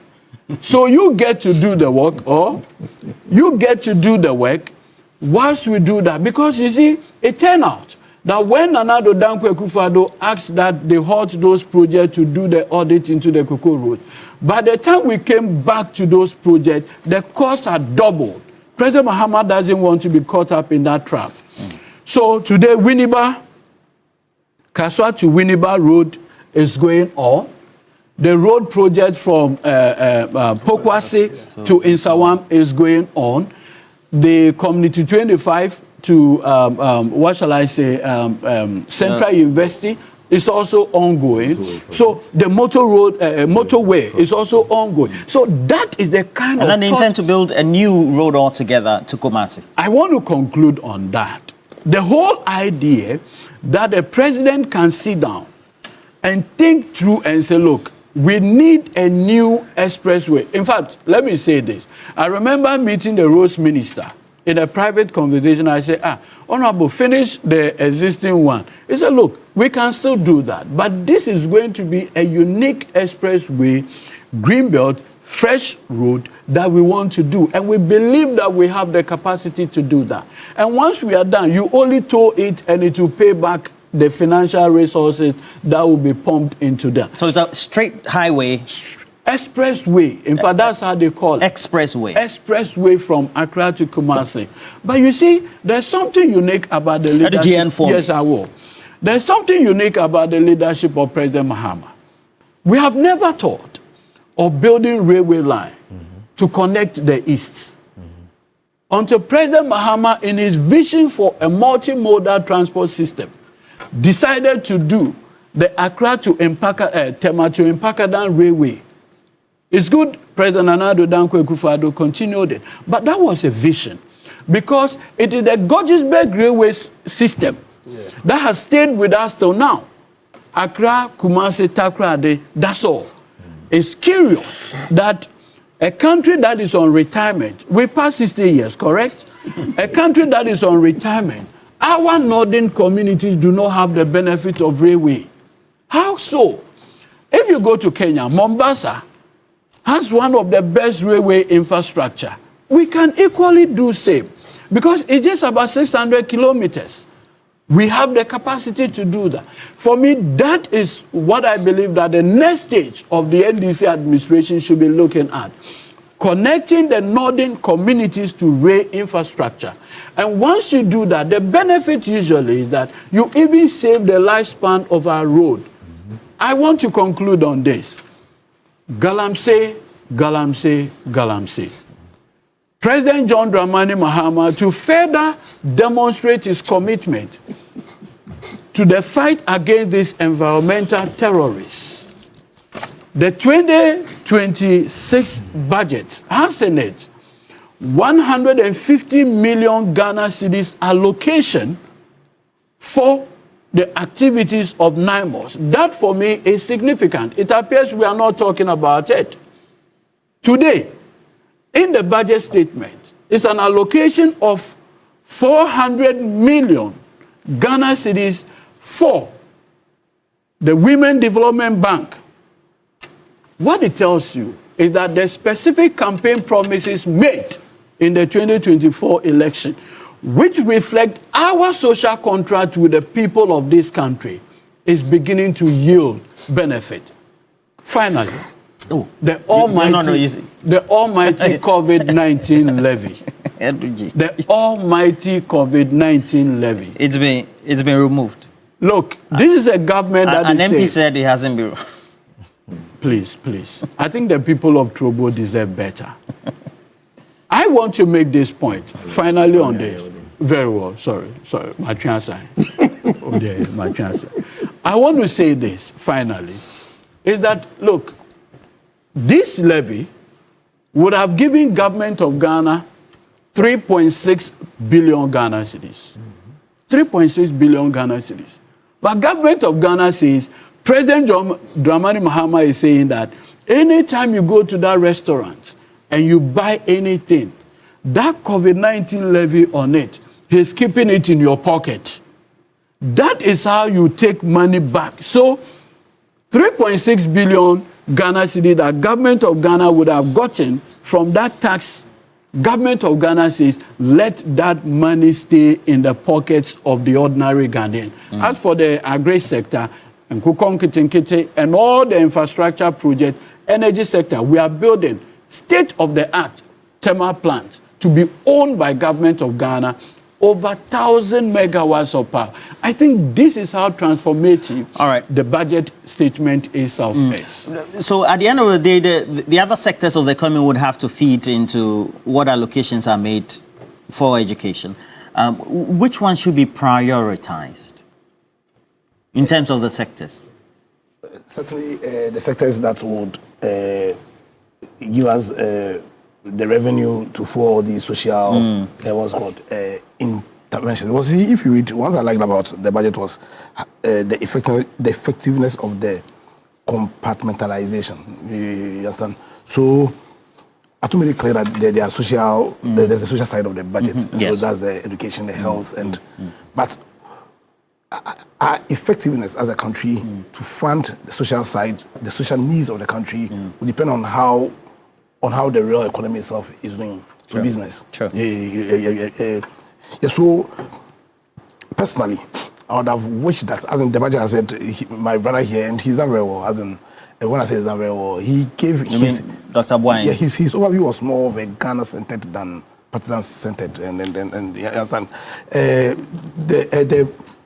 The budget, in my view, is a very positive, but I would have wished, my only issue is I would have wished that government would have used more of the PPP approaches. The PPP to deal with the infrastructure, to free funds for the real economy.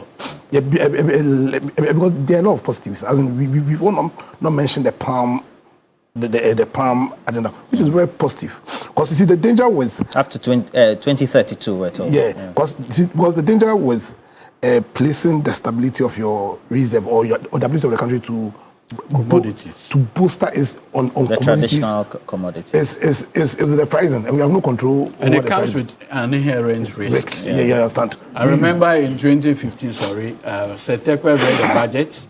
By June, crude oil prices had fallen from $85 to $45 per barrel, and that basically took the economy haywire. In fact, that risk is in this budget because we projected oil pricing in terms of the commodity revenue at $76. Meanwhile, the global projection for oil price is it 60 or 70? It's now 61. No, I'm talking about the global projection. Oh, okay. So By close of year. Is 70. Now there's a $6 gap. Even if there's about even a $2 short, $1 down. So I feel that a lot of allocation should have gone into the real sector. But Dave Down wasn't, but a lot more. And we would have been able to achieve that if we found a way of using the PPP, the private approaches. Public approaches to deal with the key capital expenditure items. You see, is it not also the case that after our dubious distinction of defaulting on our key international payments within 2022 and 2024, with our creditors, it's giving a certain credibility challenge for the country. So immediately going into said PPP agreement for people. I remember there were some major road projects that the loan, people giving the loan, the Obechebi Lamte and some others. The guy said, look, we won't continue because you are doing a haircut, you are doing a debt restructuring, you have defaulted on your loan. Even the 25 road. Exactly. And so, for that matter, we cannot continue to give you money. And so you also need to look at it within that context, that it is now that thankfully the international credit rating agencies have basically upgraded the country's credit worthiness. So based on that, I'm sure the discussion... But we can look inward as well. Yeah, we can look local. Because TEMA is being done with, by a PPP. And I feel maybe pension funds. Probably.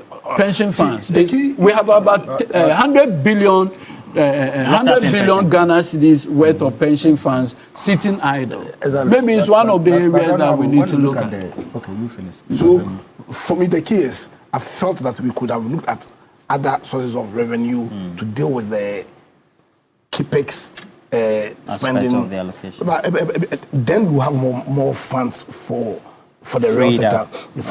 But having said that, I think the Palm initiative is really positive because I think when I was listening to that, I was wondering how then do we make that more incentivized compared to what we're fighting with real-time Galamsey? Because for many of the areas that we have palm going to grow traditionally, whether it's in western north, or even in the eastern region, you go to Kede, you go to Odan, some of those places where we tend to have the plantations.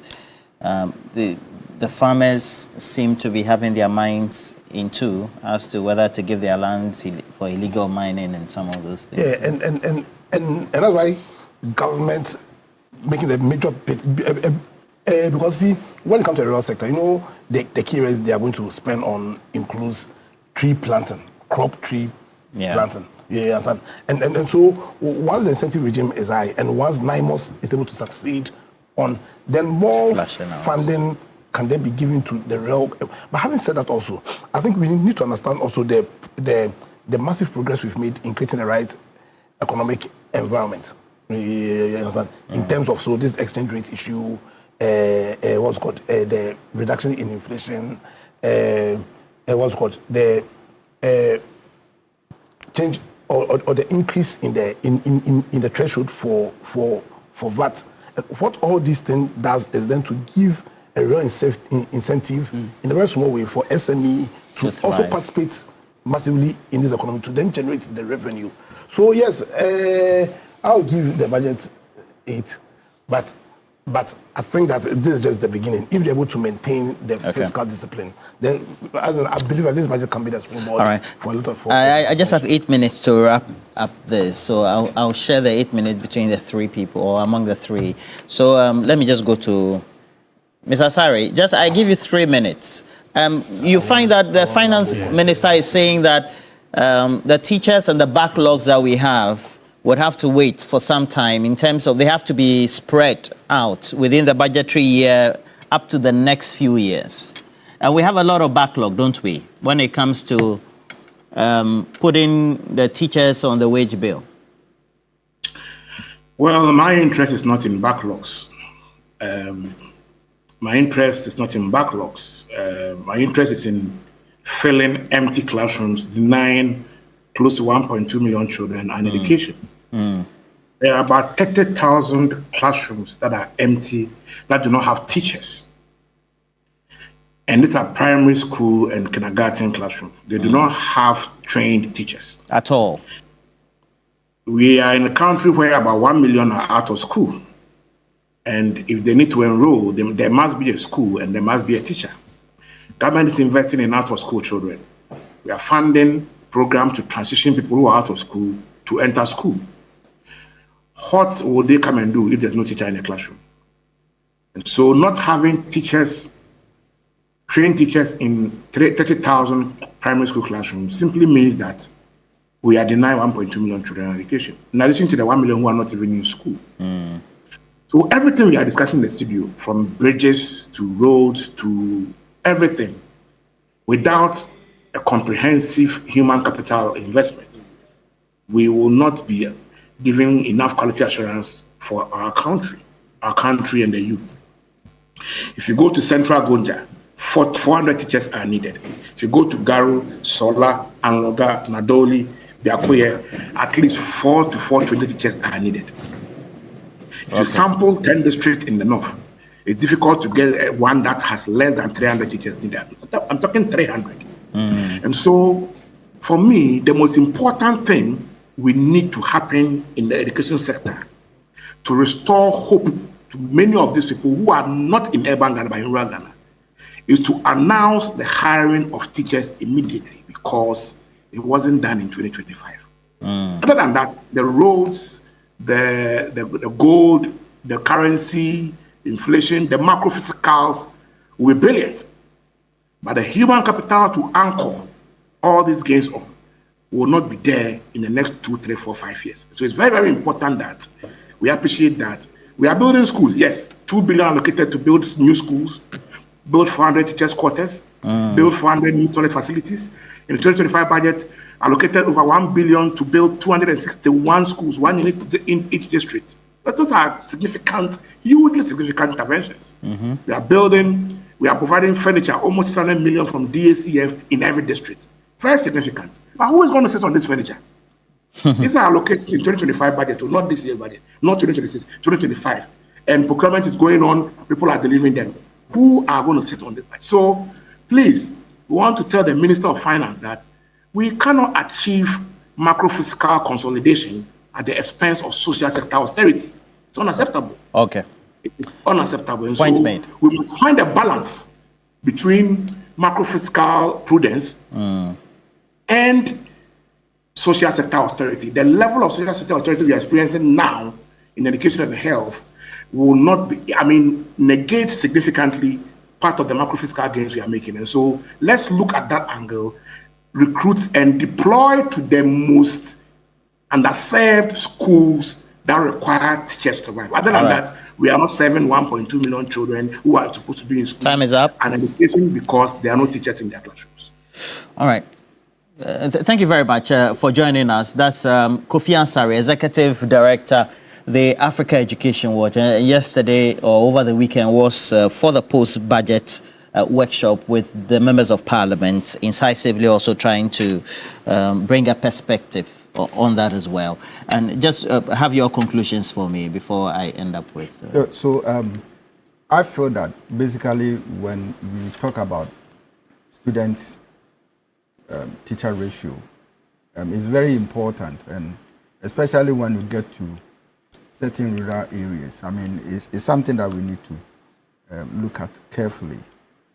For me, see, the budget talks about 3,500, recruiting 3,500 teachers next year, right? And I feel that it is still inadequate, especially when University of Education will be alone. Can graduate over 10,000, also teacher, trained teachers. So I feel that, look, we need to do more as a nation, to be able to balance this and then give the rural, child some level of quality education. Obviously, when you check from the university records, most of the students who come from these rural areas, they tend to do well at the university level. So given that kind of level of education, I think that they can still do well. But my final thing is that, Roland, all these things and stuff regarding how we can actually balance, educational funding with regards to some of the sectors is very important. We've talked about exports, and when we do a lot of value additions, you tend to get more money, to be able to cater for some of these things. We've tried other interventions, like the GET Fund, but sometimes, even in this budget, 9.9 billion cedis, for me, is very inadequate. Hey. When it comes to the kind of things that GET Fund is supposed to be doing, all right, with regards to infrastructure development. The GET Fund is one of the biggest interventions when it comes to education. I know, but look at the budget. Way of policy. Look at the budget given. No, but you see, what dog you are not bringing, the perspective you are not bringing is that we have uncapped it. In the past, it was capped together with National Health Insurance. I understand. We have uncapped it. Yes. So there is more money for educational infrastructure now than the past 8 years because of the capping and realignment. I understand. Which is a different thing altogether. That has to take leadership to do that. I do understand. Yes. But for me, if we are going Oliver Twist. Yes.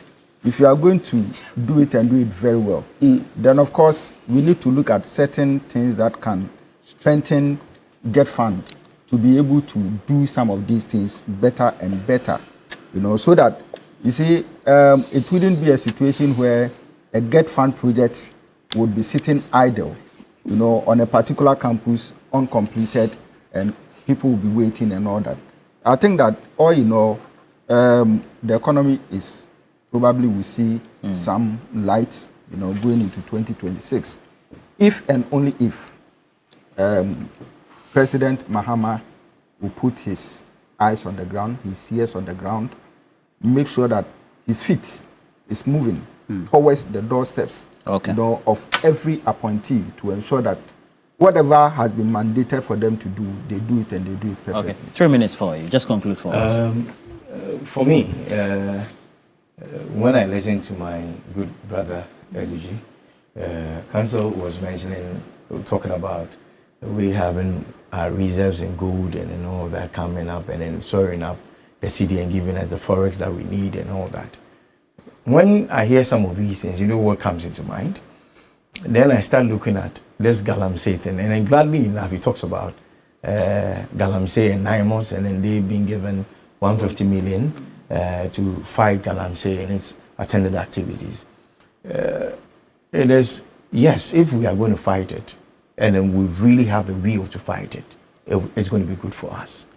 But then sometimes, many a time we talk about this, and then it's just by word of mouth, but the implementation is not done out there. And then it creates a whole lot of problem for all of us, because Galamsey is really eating up. And then if you look at the heavy metals that are in our water today, that are in the grounds, that is why some of these communities where people have been doing Galamsey in the past, I would recommend that this palm thing that you are talking about, because palm would be very good for us to reclaim, to reclaim the lands and all that. And then some of those things, we are not going to eat the fruit anyway because of the heavy metals in them. But then we can export them for soap making and all those things, so that it will help us. And then also, one other area that I would want the government to be looking at seriously is the issue of unemployment in Ghana. It's a huge It's thing. a national security threat. I'm being blunt with you. And I mean, I say this with all humility. We saw what happened with the stampede at Erwa. My deepest condolences to the family. But I'm aware that government had put in a different strategy going forward. The Deputy Minister for Defense we'll announce it even. It's excellent. And basically, there's a new development. All our people want are jobs. Jobs. Where's Kenny Japan now? Where will he be going? He is in the Tiwa. Today, and then he's going to go to. He's connecting. He's connecting with the people. He's connecting with the people. I like that. Okay, my greetings to everybody else in the Ken camp. Okay, but I understand Dr. Bamia says he's bringing Abrochri to Ghana. Yes, he said that. But let's also apprise you of the latest. The Ghana forces, they've issued a release. The Ghana forces they've issued a release, and based on what Eduji announced, it's also based on a certain structure. And I believe that over the last couple of days, those had been suggested to have been the alternative instead of just grouping everybody else at one point. And so, according to the letter signed by Naval Captain Ahin, it says all Greater Accra potential recruits are hereby informed that we have a resumption, and that resumption will be on the 20th of November, 2025, this Thursday, as part of the measures to ensure a seamless process based on advisory. We have now, according to the new release and with consultation with the Ministry of Defense as well as the presidency, 8 centers now.